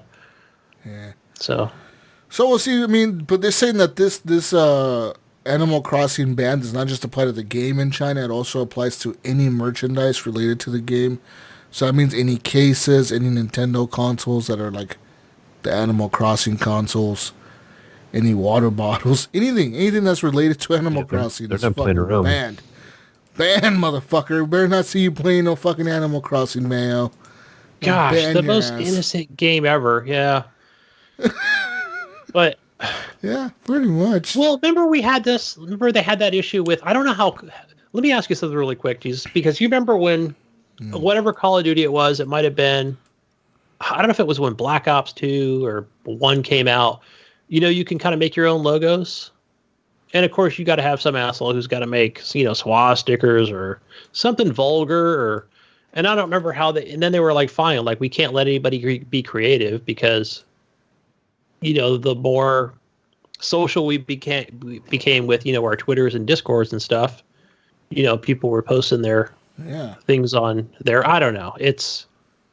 But still, it's a free country. That's where we live. This is how we do things. But yeah, no, not after not after coronavirus, Gunny. Because guess what I heard today on the radio?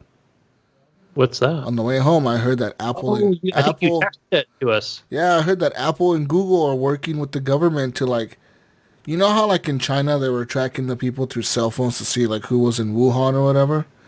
Well, Yeah, apparently Apple and Google are both giving permission to the government to tap into their GPS tracking on the phones. And so that way the government can track the pandemic and see who's in the hot zone and who isn't.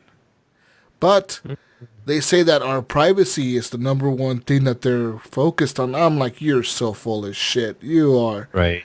This is the biggest bullshit. Watch in 2 years, or not even 2 years, in fucking 5 years from now, some attorney will find out that, like, Apple's been giving the government our location the whole time or something. You know what I mean? It's going to happen. Yeah, probably because I'm sure it's going to be something so simple because for anybody out there, Mayo, you probably know how this works maybe on your Android devices, but for ours, it's, hey, anytime we use any kind of thing like that, it always asks us first, right? Yeah. Do you want it to track your location now, never, or sometimes, only while using the app? Yeah. Yeah. Right? It has the same thing on Android. They'll ask you if you want to allow your location to be tracked or whatever, and you can hit yes or no. You can hit never or just this time or just on this app or just open the app and stuff like that.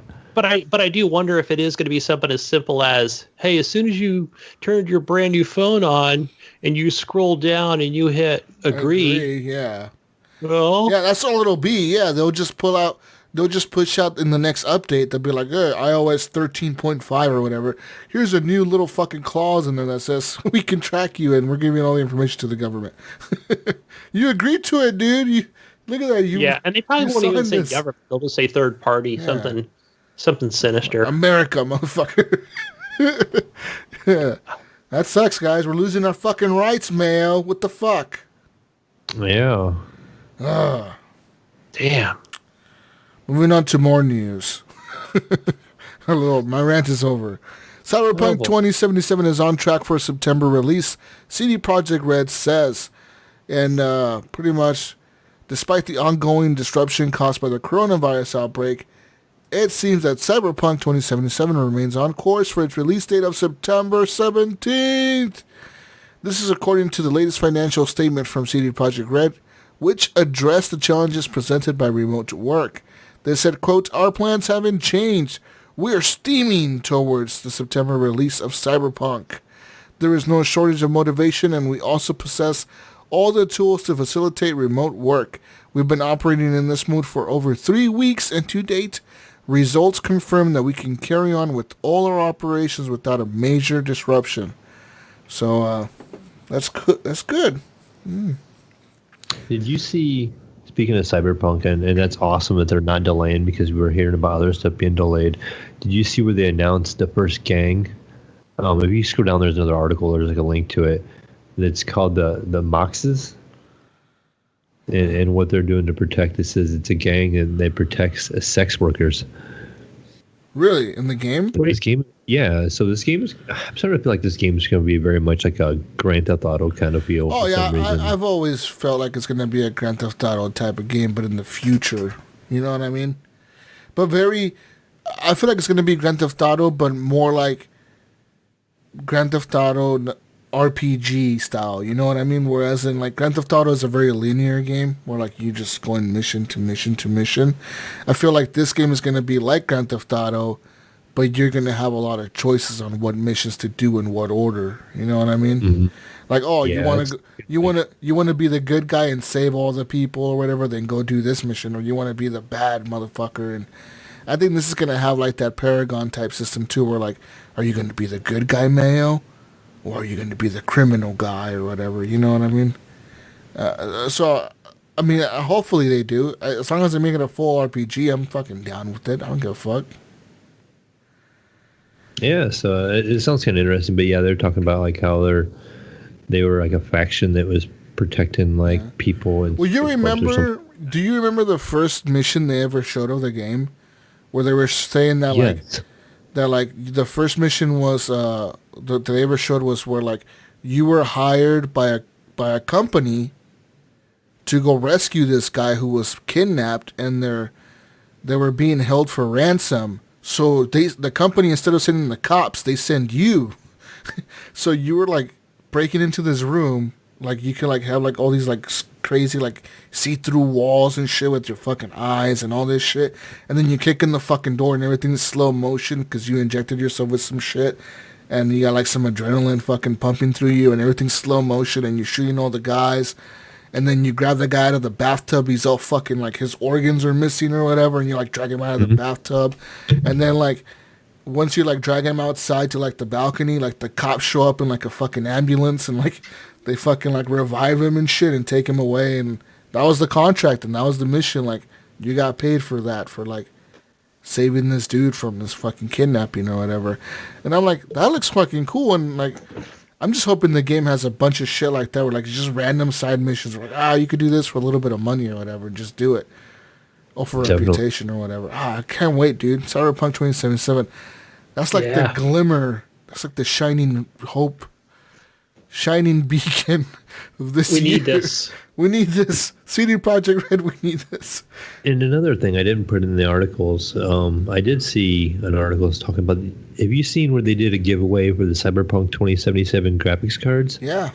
Yeah. So they're a special limited edition, Cyberpunk 2080 Ti's. And I ran across an article today saying that somebody was selling one right now, like on eBay or somewhere for $4,000. And I'm like, how low is that to sit there and win this and then turn around and just try to sell it right away? I wish I would have won. Dude. That was on Twitter, right? I think I tagged Gunny. I'm pretty sure I tagged. Yeah, you did, and I did follow and retweet, I believe, so to make sure that, and whatever instructions it gave me. Who was giving them away? Nvidia was giving them away, wasn't there? Yeah, it was right to Nvidia themselves. So it's like they only made a couple of them or whatever, and you get a chance to win one of these. And the first thing that person does is think about selling it. I would be excited. They should sue him or something. Like they should have like a clause where like if you win this, you cannot resell it or whatever. Right. They definitely should. I think companies that make shit like that it's like super unique like that, they should have some kind of clause in there where it says like, if you win this within the first 5 years, you can't sell this or something, like, fuck it. That way, if they do want to sell, they have to wait 5 years to sell it. Something, man, because that is kind of shitty, dude. Man, Think about how many people wanted that card. Think about that. Yeah. Think about that. And then to sit there and sell it for $4,000, Oh my gosh. You can buy a 2080 Ti for $1,200. So It would easily go for $4,000. You're right. And somebody probably will pay that, yeah. Yeah, moving on to more games. A new game that's come on the scene is Valorant. And apparently this broke a Twitch single-day viewership record. This also has tied League of Legends, Fortnite for concurrent viewership record. A Riot Games' new upcoming tactical shooter, hero shooter called Valorant, is not even out yet, but it's already approaching and even breaking some Twitch viewership records. According to Twitch and reported by The Verge, Valorant broke the single-day hours watched record in the single game category. That's a weird fucking thing. It broke that the other day with 34 million hours watched in a single day. It had also reached 1.7 million concurrent viewers, which is currently the record for total concurrent viewers held by both League of Legends World Championships and Fortnite's The End event. Though Valorant is not even out yet, a number of popular creators have received early closed beta access and began streaming the title earlier this week, while a Twitch partnership gave viewers watching specific streams of the game a chance to receive the key themselves. Valorant is now set to launch this summer, while a slate of other upcoming titles such as Legends of Runeterra and Wild Rift are also planned sometime this year. But yeah, I actually watched gameplay of this on Facebook Gaming. I was watching Stone Mountain 64 play this, and pretty much watching him play, I had no interest at all. It is pretty much Counter-Strike, but every so often you can use your money to buy power-ups that give you like some kind of ability, kind of like Overwatch or whatever, like some type of fucking special. Yeah, that's. I watched Impolo play this yesterday, and I was like, "Oh, is it?" I didn't quite look at the description. I said, "Is this Overwatch?" And he was like, "No, this is more like a Counter-Strike Go kind of thing." Yeah, it's like with some Overwatch abilities with it. Yeah. Every so often I see you get that. the ability. I think you have to buy the ability or you get it or some shit. But I mean, literally the shooting spread is exactly the same as Counter-Strike. If you look at the spread of the gun or how the guns shoot. Oh yes, I saw that. And I was like, literally copied Counter-Strike. It's got the knife to it. Same thing. Like the way the pistol shoots in the game is the same way the pistol shoots in Counter-Strike. The same with the SMG, shotgun, every single gun, the spread and the fire of it, the firing rate, everything was straight copied from Counter-Strike. So I mean, we both know that this game is made in targeting Counter-Strike. Yeah, I mean, they see Counter-Strike's popularity still, and it's an older game. Counter-Strike's been around forever. Yeah. And, they look at the spread. You get that, you got your crosshair on screen, and it doesn't mean that's where you're going to shoot. You still have that spread pattern on that gun. You got to learn that spread pattern. Yeah. And the thing that's kind of crazy and it's kind of misleading is, like in this article here is, this Twitch viewership is huge right now for this game. But it's also because that's the only way you can get into the beta. Yeah. So you have to link your Riot account. When you create a Riot account, you have to link it to Twitch. And then you have to watch other streams to get a random shot at getting a key to try this game. So a lot of people are just doing this, I think, to get a key. Like they want to get a shot at playing the game. So I think these numbers, when they're this article talks about how great these numbers are and they're breaking these records or tie-in records. It's because people are trying to get beta keys, not because they were interested in watching it so much. You know what I'm saying? My son had played it for a while and he was watching it, but he was also had it running while he was doing other stuff. Like I think he was playing Fortnite, and so he had it going though, because hoping it would activate a key for him. Yeah. So I think a lot of people just have this running. So your son is actually playing this? No, he was watching the stream and he's hoping to get a key. Okay. So we have some information here, some minimum specs required for this game. Now they've said that this game can run on a 10-year-old PC at 30 frames a second. So this is the minimum spec right now. This for 30 frames a second. You're going to get a CPU Intel Core 2 Duo E8400 and a GPU, which is an Intel HD 3000. Recommended specs for 60 frames a second will be a CPU Intel i3 4150 and a GeForce GT 730 graphics card. For a high-end spec, so this is a gameplay at 144 frames or more per second, all you need is an Intel Core i5 4460 at 3.2 gigahertz with the GTX 1050 Ti. And that's pretty much, that's high-end. So anything past the 1050 Ti, you're going to be way past 144. Yeah. And I've heard, too, this game is very CPU-heavy. And they're trying to free up the resources of your graphics card so you let your graphics card do the streaming to Twitch. They're really trying to push this as being a game that's streamed, and they're really trying to push it for the competitive side of it. Yeah. They're saying it's pretty easy to get 240 hertz out of this game. Oh yeah. So people with 240 hertz monitors are like loving this. They're like, oh yeah, dude, I get 200. The recommended RAM for this is 4 gigabytes. Yeah, and you know what else? You know, another thing about this company is you don't hear anything about. You know who owns these guys, right? Yep. Tencent. Our buddies at Tencent trying to make Chinese more. government fucking banning Nintendo Switches to bring their fucking Riot games. You know what, Jesus? This game's coming to mobile. It's coming How to about Switch. that? It's going to be running on Switch. Everything's going to be tracked. It's going to be running 100 frames a second on the Switch. Yeah, it is. It will. It'll run 100 frames a second on the Switch probably. Yeah, I'll probably get 1440p out of my iPad. Not just this, but they're saying that they're planning to have data centers across the entire planet to ensure that every player has a 35 millisecond ping or less.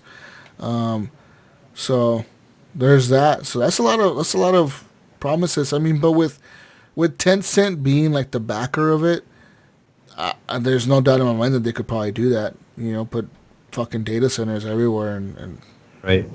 And they've obviously been working on the game for a long time. They're saying here on the website of the game itself that they've been working on it for years, the netcode, and that they have a commitment to anti-cheating from day one. And they expect you to be highly lethal, and they want you to win on your skill alone, and your skill and your strategies alone.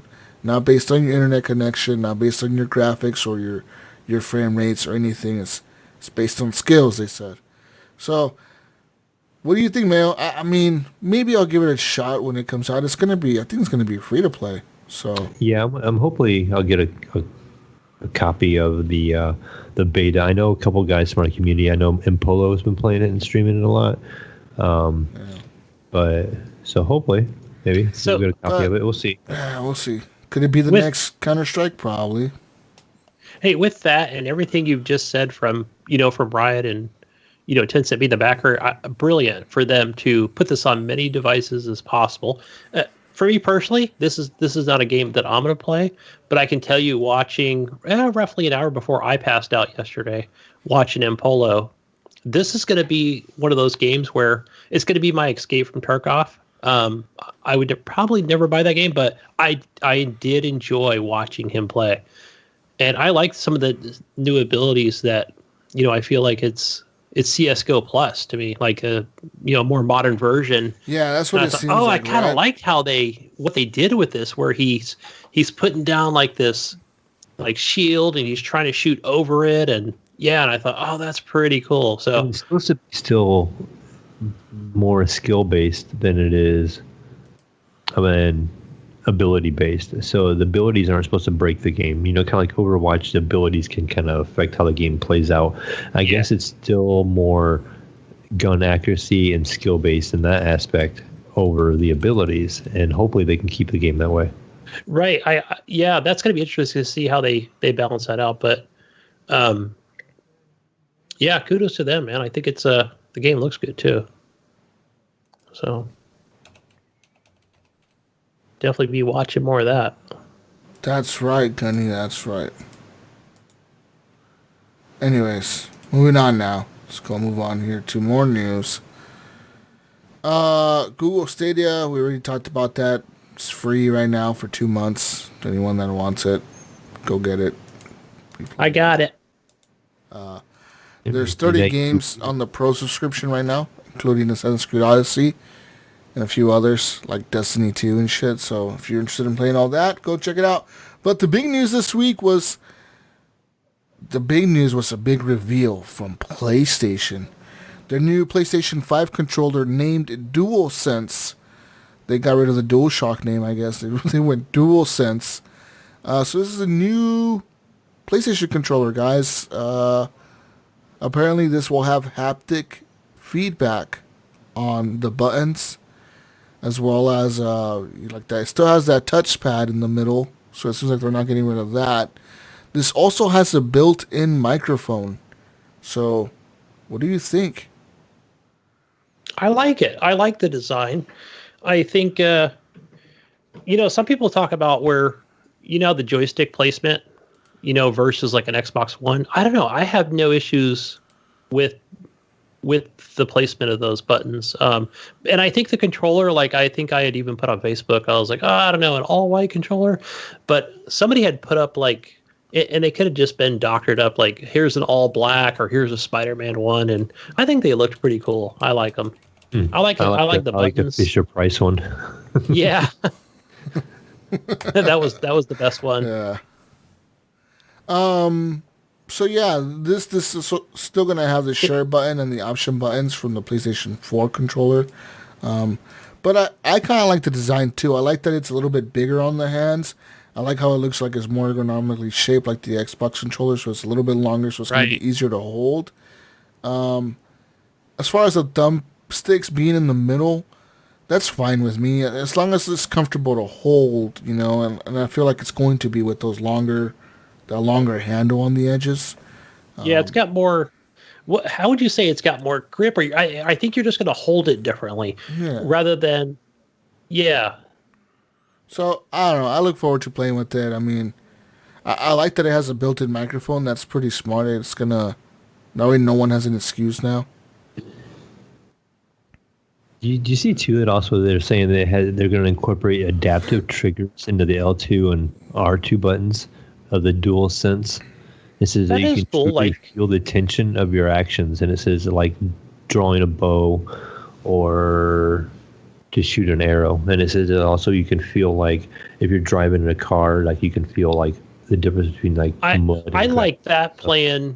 I think it was, I don't know if all the Forza games did it, like it was just kind of default out the gate, but definitely playing, like just thinking back to like a Forza 7, and it could have been way back even as 5 from the Xbox One launch, where that I actually enjoyed that, because like it that's a game where, I want to know like how much brake pressure I'm putting on, coming up to a turn. So for them to use that, I would definitely be using that. I think it's a great feature. And obviously it being an option to just turn it off in settings, but yeah, I'd keep it on, especially with a racing game. So. But that's a DualSense controller. It'll be available whenever the PS5 comes out, which we don't know. Fucking never. I don't know. Early 2021, guys. That's my prediction. The Last of Us 2 digital pre-orders are now being refunded automatically. So after The Last of Us 2 was now delayed indefinitely due to logistical issues caused by the COVID-19 crisis, players who bought the game on the PlayStation Store are now having their pre-orders automatically refunded. So with no new release date announced and the listing being taken down from the PlayStation Store, those with digital pre-orders have no option but to accept the refund. The refund does not apply to anyone who pre-ordered through a third-party seller, however, so if you pre-ordered through GameStop, you have to take it up with them. Refunds are now also being sent for Marvel's Iron Man VR. This was an upcoming PSVR title, so this was also been delayed indefinitely because of the crisis. Yeah, that sucks. I was looking forward to both of these fucking games. Literally, I was going to pre-order, or I was going to buy Iron Man next month when it came out. Yeah. Or this month, actually. Was it this month? I think it was this month. And I was going to buy The Last of Us 2 fucking definitely next month, but now we're all fucking... The world ended. I need no more fucking games. I know. God Damn it. Yeah, so you know what? Let's just go play Final Fantasy VII, it being the last game ever made again. Well, I think that The Last of Us 2 has become a PlayStation 5 launch title. Yeah, they might as well, right? They're like, why don't we just push it up to the launch? I'm telling you, they're going to bundle that shit with the console or something just to fucking get sales, dude. They're going to do something, watch. They have to. They have to beat Microsoft. If they can't beat them with the specs, they got to beat them with the games. Yes. They're going to need something for launch. And so that is a game. That is a game that'll build enough hype to get people to buy a fucking console instead of the Xbox. You know what I mean? Yeah, that's definitely going to be included in the box. That's a fucking console seller right there. Yep. I just added these two what the fuck is at this? the end here. What the fuck is this? I have no idea. Maybe Mayo can tell us what this is. Mayo? What's that? The Discord one? Yeah. What is this? I haven't clicked on it at all, but I did see something earlier today about it. I think it's basically saying that they're going to put like a built-in noise gate in the background of your Discord. So like if you're in a noisy environment, it's going to cut out some of that background noise. You know, you can adjust how strong the gate's going to be. Not just some of it, Mayo. Apparently all of it. This can be like if you're typing on a keyboard and you're whispering, it should be able to pick up your whisper, but not your clicking. Separate the two. That'll be nice. So because we've all been there. We've all been there in that game where you have the noisy background behind you. You know, you're trying to play and it's really loud or something like. Talk to Brink about that shit. Brink is always dealing with that. Brink, you need this. Brink, you need this. My son will appreciate it because there's actually times now where my PC's at. I have a TV behind me now, and my daughter's up here watching TV, and so the TV gets picked up on my microphone because my microphone is really sensitive. So he's trying to play like Fortnite with friends, and the TV's going on in the background, you know, and so they pick it up. So hopefully that will help. Yeah, like I said, that happens to Brink all the time. Every time we're playing like fucking, I don't know, Call of Duty or fucking Warzone or something. I mean, you're Brink over here watching. His wife is watching a movie behind him. He's like, "Oh, it's my wife watching a movie." I'm like, fuck. And he's like, "Oh, I'll mute." And then he fucking ends up muting himself. Go get that crisp noise suppression beta, guys, on your Discord. That's right. Blizzard is now warning that BlizzCon 2020 might not be feasible due to coronavirus. They say that plans are still moving forward, but Blizzard is not preparing for the possibility that it will not happen as a physical event, Gunny.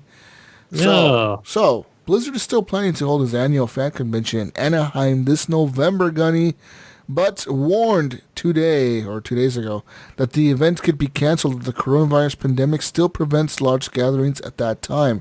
Who knows? It's going to be November. It could be over. November. Jeez, now that's far out. That is very bleak. November, yeah, that's 6 months from now. That's 6-7 months from now. Fucking A, that's a long time, dude.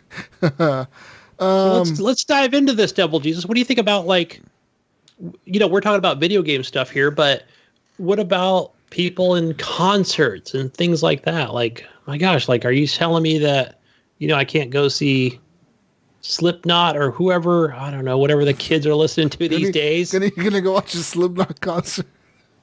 Gunny. Oh man, Gunny. Oh shit. I can't go. I gotta watch them on the line or behind a protective screen. Well, jeez. You know who comes to the rescue? VR. VR right now should be the rescue for everything. Right. They need to be making VR headsets that are like $30, just giving them to people. Yeah, they should. Yeah. Be like, here you go. This is a disposable VR headset. Wear it once. Go to a concert. Again. Throw it away. You go to a virtual bar. Bring your own drinks. There you go, dude. Go to school. Everyone can still hang Bring out. your own pencil. See, in VR, the cool thing is you can still hang out with everybody, but you're not really there. You're there, but you're not there, right? So it's all not good. in a physical sense, for sure. We could be in movie theaters together and shit, and everyone's still together, but you're not. Hey, really look, there. we could still shake virtual hands and hug and other things, but we're not physically there. Oh yeah. Anyways, BlizzCon may be canceled, but they said they're still planning for it at this point in time, but they said that they could be canceled if it's still like pretty bad by then. You know, I don't know. I hope not. I'm going to be on the more optimistic side and say it's going to happen. And I think that, you know, if anything, I think we're just going to see a lot of these signs that are saying no handshaking stay 3 feet away from people or something crazy, but nothing that's going to be a complete cancellation. We've got our what do we have, our other Comic Cons and and other video game conferences that need to happen. Yeah, I was holding out hope for E3 of doing something digital or something like that. But I read an article saying that they weren't even going to do that. It looks like they're just canceling everything. That they weren't even going to do a digital. Well, they show. wouldn't make. Yeah, if it was like they probably wouldn't make money off of doing something like that. Where why would they? They don't need to. Just fucking put a video out on YouTube. Yeah, you do something yourself, right? So IGN's going to kind of put something together. I don't know who they're partnering with. If it's going to be Microsoft, EA, and other developers that would normally be there. I think if they announced an event and got sponsorship, they would have commercial spots and stuff like that. They would get money from vendors and stuff to put, get their name in there and have commercials and stuff like that. So I think they could make money from vendors, but yeah, they just unfortunate we won't be able to see anything this year. I was hoping to, because I was hoping to come out that way and actually go to one live, and this is the year that was going to work out for me. And it's not going to happen. It's funny because the wife had mentioned that, as you guys know, you remember I took a vacation. I think it was back in February because I started the new job, and I'm like, I'm taking one now because I don't know if I'm going to get a vacation with this new job like this year. And then boom, the pandemic hit. But the wife had mentioned that, I think it was earlier this week, that, well, no vacation for us. I'm like, you've been on vacation for a month. Really, but we haven't really gone anywhere. It's more of a home staycation. So, yeah. Staycation. But moving on over to the console corner, if we're done with the news. Move on now. We're done with the news, Gunny. We're fucking done. The console corner for all you great folks out there who play on the wonderful world of consoles. Let's see. April 2020. Our PlayStation Plus games are still Uncharted 4, Thief's End, and Dirt Rally 2.0. And I believe, again, I'm going to talk about Dirt Rally, Jesus, because I believe they've got a new Colin McRae DLC. Oh, Jesus Christ. Who the fuck is coming out with that game? Who the hell's Colin McRae? So go get your, I'm the racer here, so go get your racing DLC. I don't know if that's out yet. I got to check. I think I own that thing like on every console, and including PC. You talk about Grid as much as I talk about Call of Duty. Yeah. Grid, Dirt Rally 2.0, Forza. Yeah. But here's one I don't talk about, Jesus. It's over on the Xbox One.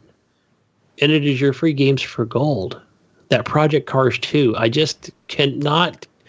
I cannot stand the fucking controls on that game. Oh, that game, I tell you what, though, is amazing in VR. I absolutely love it in VR. Which one? Project Cars 2. It's on Steam, and it is so fun in virtual reality.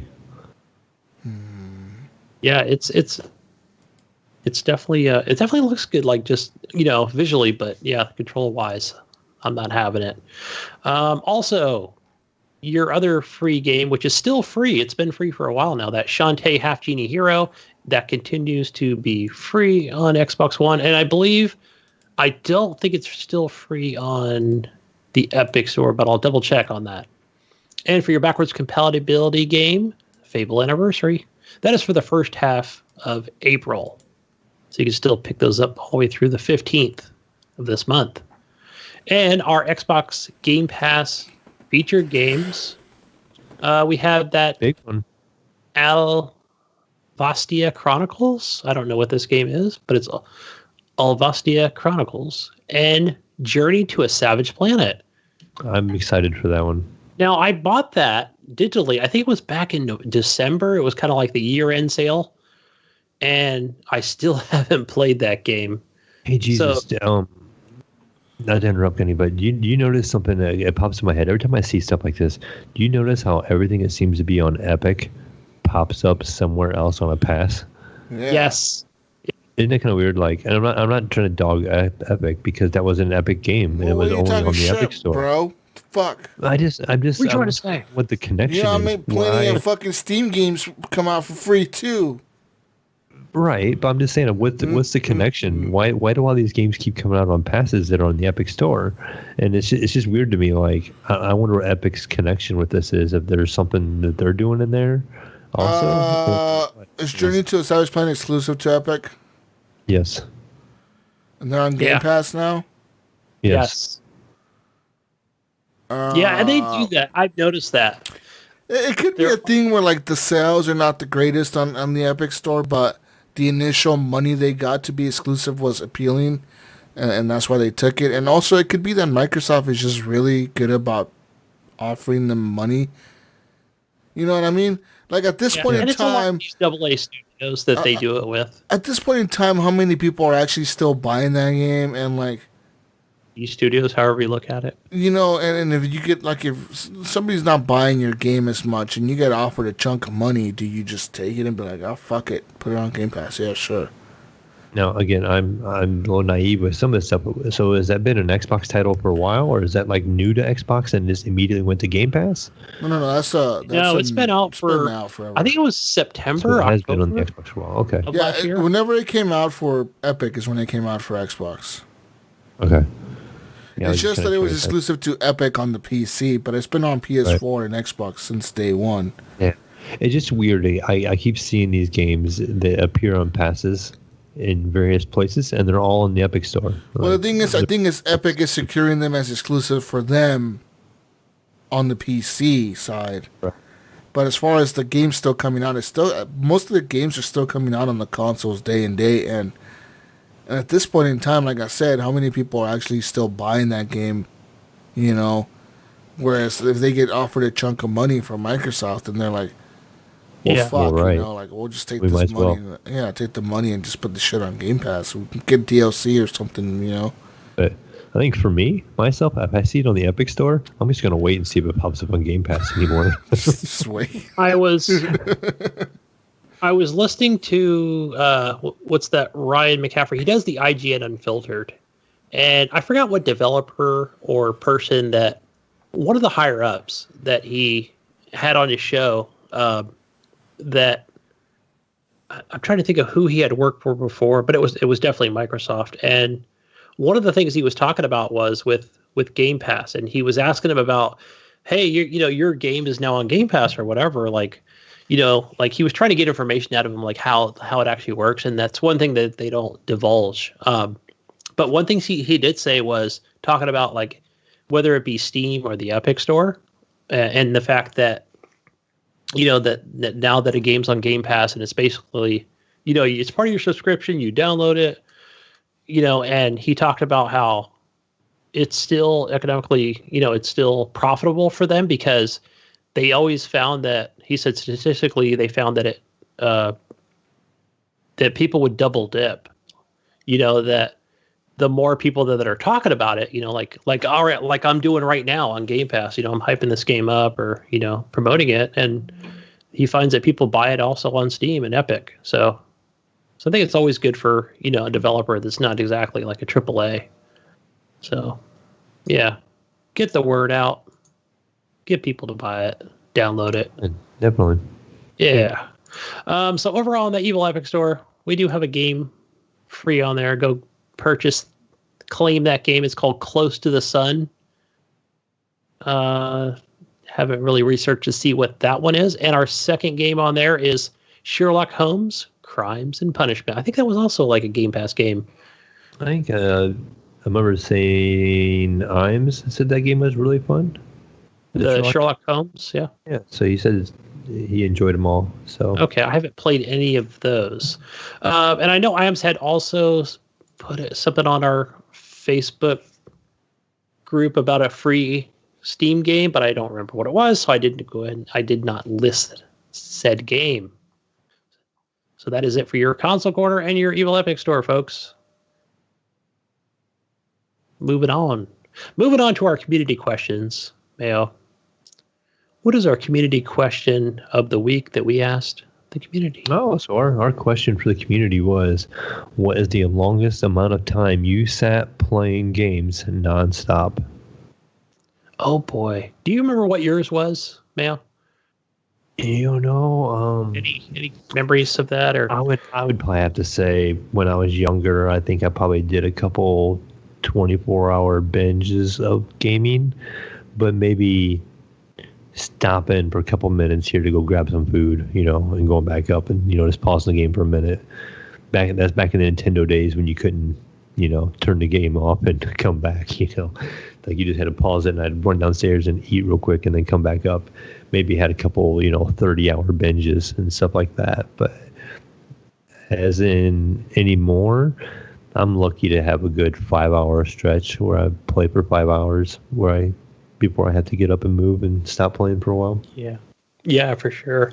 And I'm trying to think. Who knows what it might have been for me? It could have been something like Super Mario Brothers on the NES. It could have been Legend of Zelda on NES.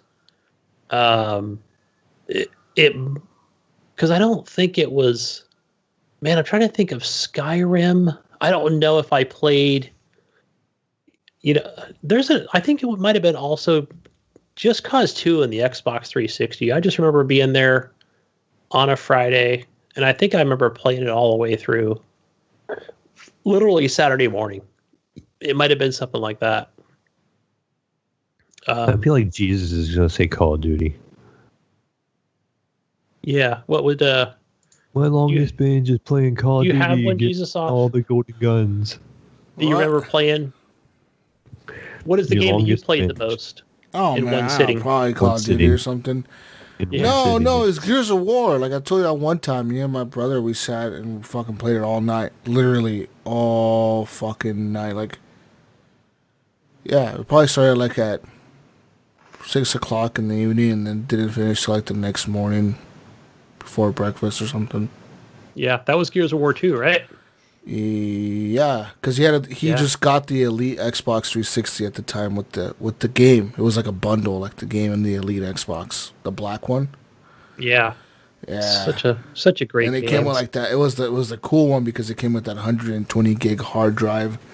Ooh, 120 gigs. That was a lot back then. Whoa. You can install your new so Call of Duty much. on that one. I have all the space in the world with this Xbox.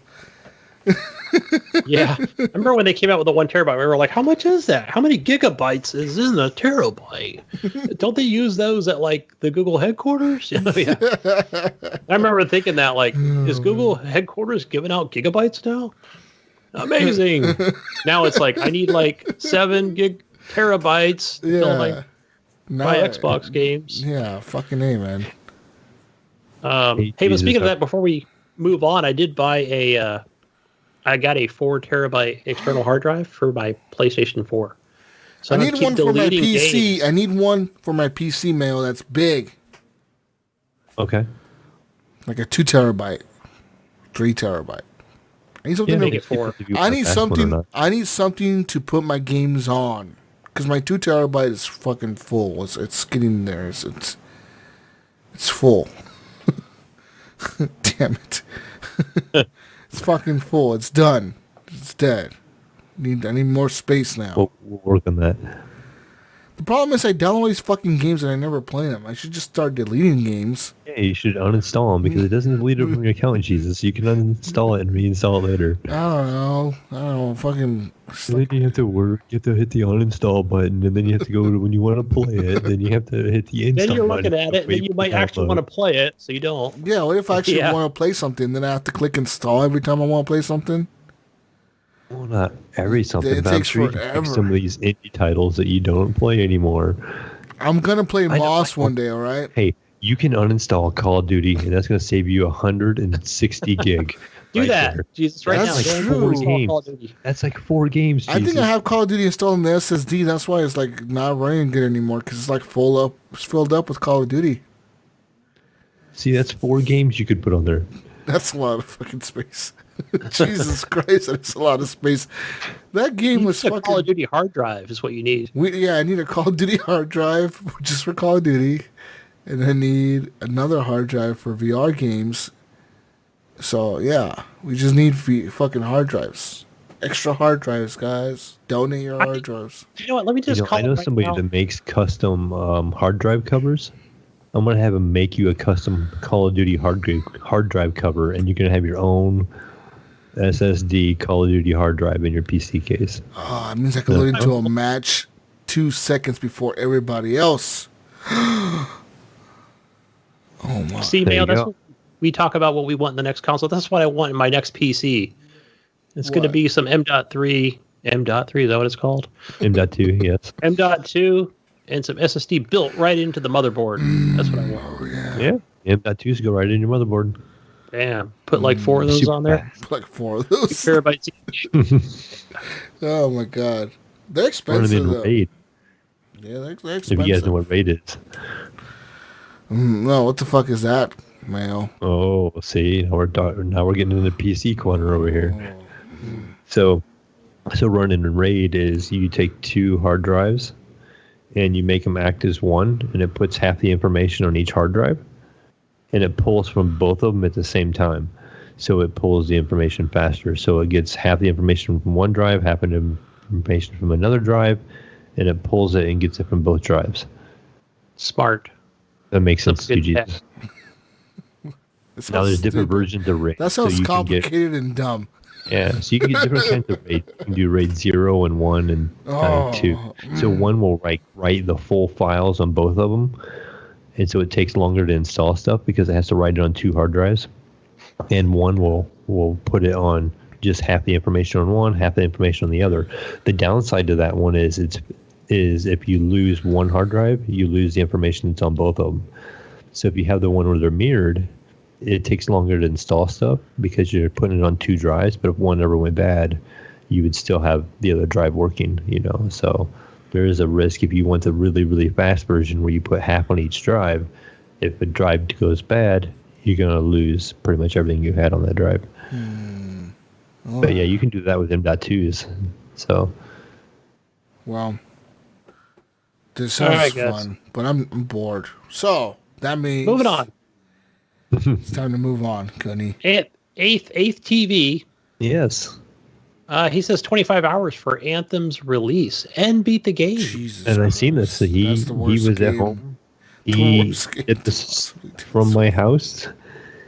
This is, if you guys don't know, this is Little Mayo over here, and him and a couple friends got together, and when the game released, they played it for 25 hours straight, beat the whole thing, did everything they could, and ran out of things to do, and then never went back.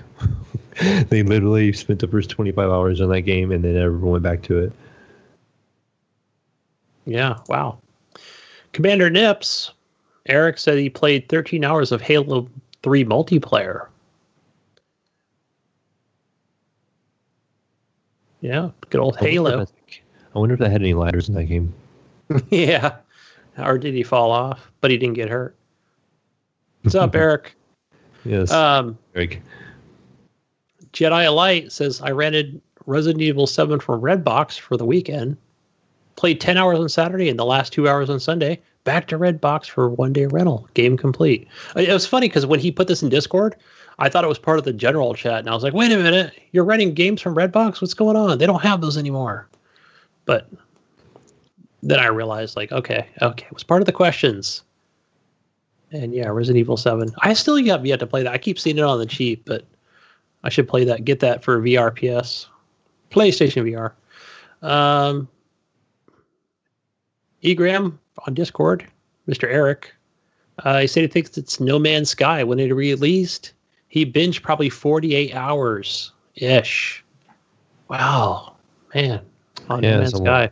Long playthrough. Yeah, 2 days worth. Wow. Man, he probably slept for 2 days after that. Yeah, probably felt like crap afterwards. Normie477 says she did put it on Facebook, but for 2 weeks, I would drop 13 hours in Legend of Legia, however you say that.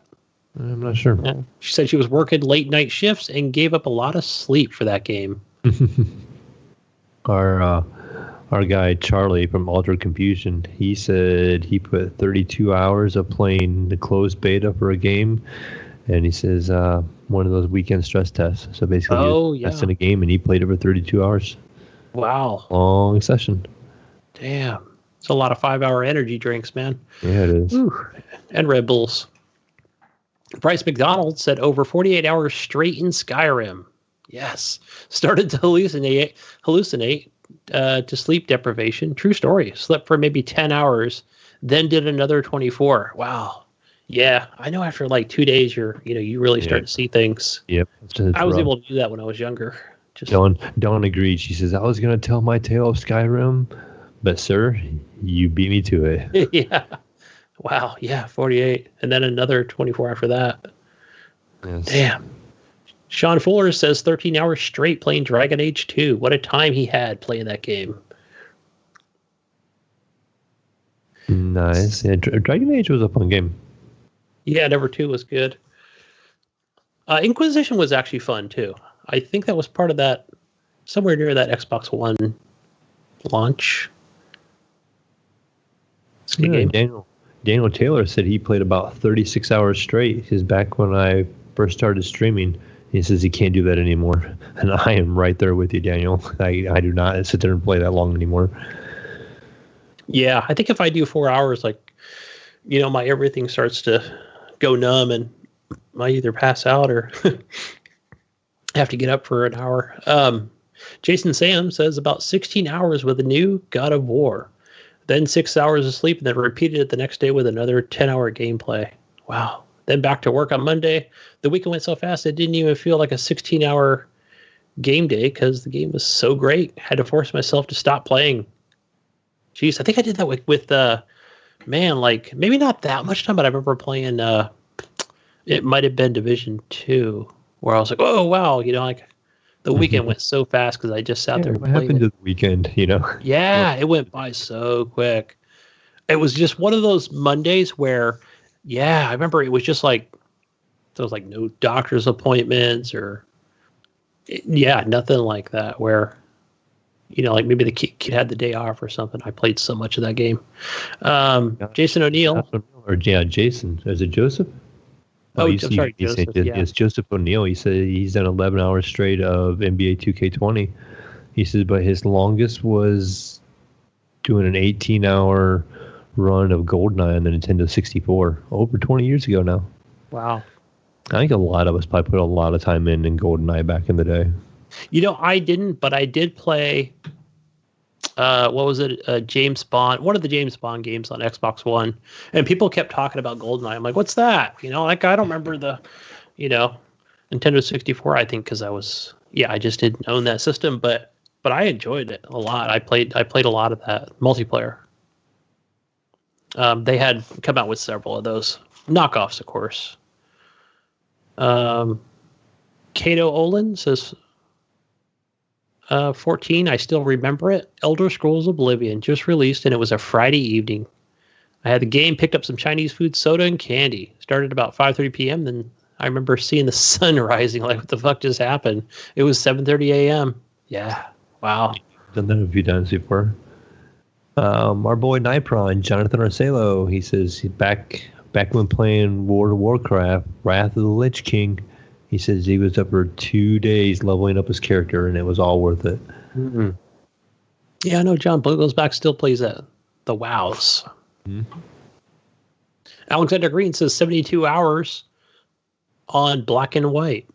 Back when I had no responsibility and smoked meth. Before smartphones and everybody's hitting you up all the time. Dark days. In total, I logged 4,000 hours. Pokemon, right?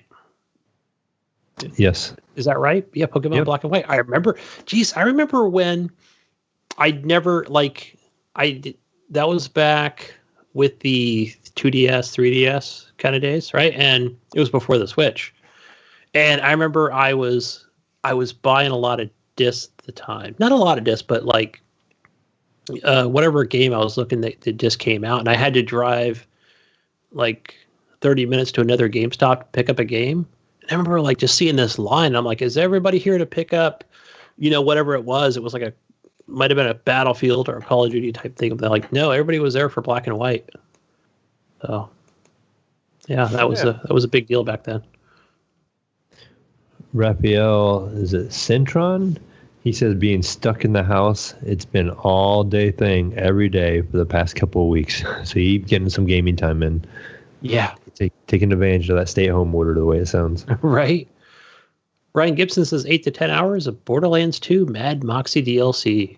We made it to the end, but we couldn't finish it because we were too tired. We got up in the morning and finished it. Yeah, you definitely got it's a time sink, man, with some of these DLCs. Especially if you're playing on, so you figure that's Vault Hunter Plus, I believe that's what it's called. So it's just a little more, the difficulties increased on those games. I'm going to skip over that next one. We'll go with Clint Beshore, a.k.a. Cadillacs over there. And he says, I have an EverQuest character that has over 2 years of logged in playing time. It's a long time. It's a lot of character hours. Damn. Chris Anguiano says, I just finished 24 hours literally yesterday playing Ocarina of Time in one whole sitting. Is that how long that game takes? I know my brother's played it. I'm watching him stream some of that some time ago. It's a lot. Wow. Yeah. Brian Tulp Jr. says, before WAK, 20 hours at a bad party, 3 of us controller sharing. After, I'll just call it whack. I'm not sure what game he's referring to here, but after whack 9, 9 hours late night HGP game night. Was that the, I'm trying to think of maybe, what did we used to play? Was it the Master Chief Collection? No? I'm not sure. Yeah. Whatever WAK is. Jonathan Hall. Go ahead, Mayo. Okay, he said in recent times, it was his Gears 3 days of Horde. He says, pack a lunch, be prepared not to leave your position for at least 6 hours if you're aiming to beat all 50 waves. He says, back in the day, I'll probably easily beat that time as a teenager sitting playing Street Fighter 2 on the Super Nintendo. Good old Street Fighter 2. I know I had a couple all-nighters playing Street Fighter 2 when I first got it. Yeah, my brother, he's the definitely the brawler fighter, and whether it was back in the arcades or if it was back on the NES but I remember 50 waves. Like, I don't remember it didn't take, how many hours do you think it was for 50 waves? I've gone through 50. I felt like it was definitely like a one-time sitting, but I was just thinking maybe 2 hours, but 3, maybe it takes longer. Just thinking of Gears of War 2 in general, but let's see here. Kyle Wilkie says 10 hours was the max I've done with friends. Yeah, that's still a long session when you're playing with people. Yeah. Then we got Mark, is it Magard? Yeah, I think it's Magard. 125 hours, but at least 12 were very fuzzy. I'm sure they were. He says played through the Warhammer Fantasy RPG campaign. Damn. Wait, so you did 125 hours? How long is that? What? That's 2.5 weeks. Or I'm thinking work hours here, but yeah, more than that. You just think about 40-hour weeks, work weeks. Hold on, let me go ahead and add that up here. Let's see. Let me bust out my calculator. Right, 25. Wait, how many is that? That's 5 days, man. 5 days and some change on that. Holy cow! It's a rough one. Dirty Bite. He says 26 hours of Skyrim. Damn, I think I remember. It's funny. Like Chris, if you remember, maybe back in the days of TXL, back on that group, I think I remember reaching out to Dirty Bite about like, how do I get my character to become a vampire? Because I was like, I got this guy, but it doesn't show me how. That's back when I was playing that game a lot. And you can be a werewolf, and that was a big game. But I think let's see, that's all we have for community questions. I don't think we have anything set up, Mayo, for the next week. Oh, we do have some possibilities on there. They are here at the bottom. Let's see. On this week, Gunny. I'm going to go with, you know what, guys? I might hold off. That's what I'm going to do. I'm going to hold off because there's something I want to shoot past you before I go ahead and put it on the Discord and the Facebook group. So let's go ahead and do that. We'll talk about it before we post it. Thank you, everyone, for your answers. Appreciate it, as always. Yes. Gunny, where are we going to find you? You know what? Go find me over on Xbox and the Play Store and Steam under gamertag Gunny Chief. I'm also on Twitter. Been over on that PlayStation recently. Over there, I'm HGP space Gunny. What about you? What about you, Mayo? Where do we find you? You can find me pretty much anywhere as either the Mayo or the Mayo 1. You're going to find me on Steam, Uplay, Epic Store, Xbox, anywhere but PlayStation, I guess, because I still don't own a PlayStation or a Switch. And I guess if it was a Switch, it'd be like a nice long friend code. You know how they like to do that stuff. I laugh every time I see the friend code. But yeah, so you can find me as just the Mayo or the Mayo 1 pretty much on any platform, especially on Discord. You will find me as the Mayo. Come hit me up on there and come in and say hi in the Discord. And if you don't know how to use it, we'll show you how to use it and get your feet wet in there. And you can come in and join this awesome community that we have in there. And also, too, I guess I'm going to throw this in there. Jesus kind of disappeared on us. So you can find Mr. Jesus Walks a Lot, who I don't know what it sounds anymore that he doesn't walk a lot because he likes to just drive. No, he drives a lot. No. You can find him everywhere on PlayStation, Xbox, on PC, on Steam, and Epic as Jesus Walks a Lot. And that's it, Gunny. That's it, we're done? Right? What would he say? He'd say we're done, right? He'd say, peace out, Brussels sprouts. And tune in next week. Later on the next another episode of Horrible Gamers Podcast. All right. See ya. Bye. Bye, everybody. See ya. We're still recording, he comes back. Bye. Bye, everybody. Done. Wait, no, he's back. We're not done. Jesus driving in last minute. He's not walking a lot. He's driving in. But Yeah, what's going on? Bye. What's going on? Hey, hi, we finished the show. Goodbye. Oh, Volley. Oh, goodbye, everyone. Follow me on everything. Jesus Walks a Lot. Peace out, Brussels sprouts. We'll see you on next week's edition of Horrible Gamers Podcast. Goodbye. Oh. We're done. Bye.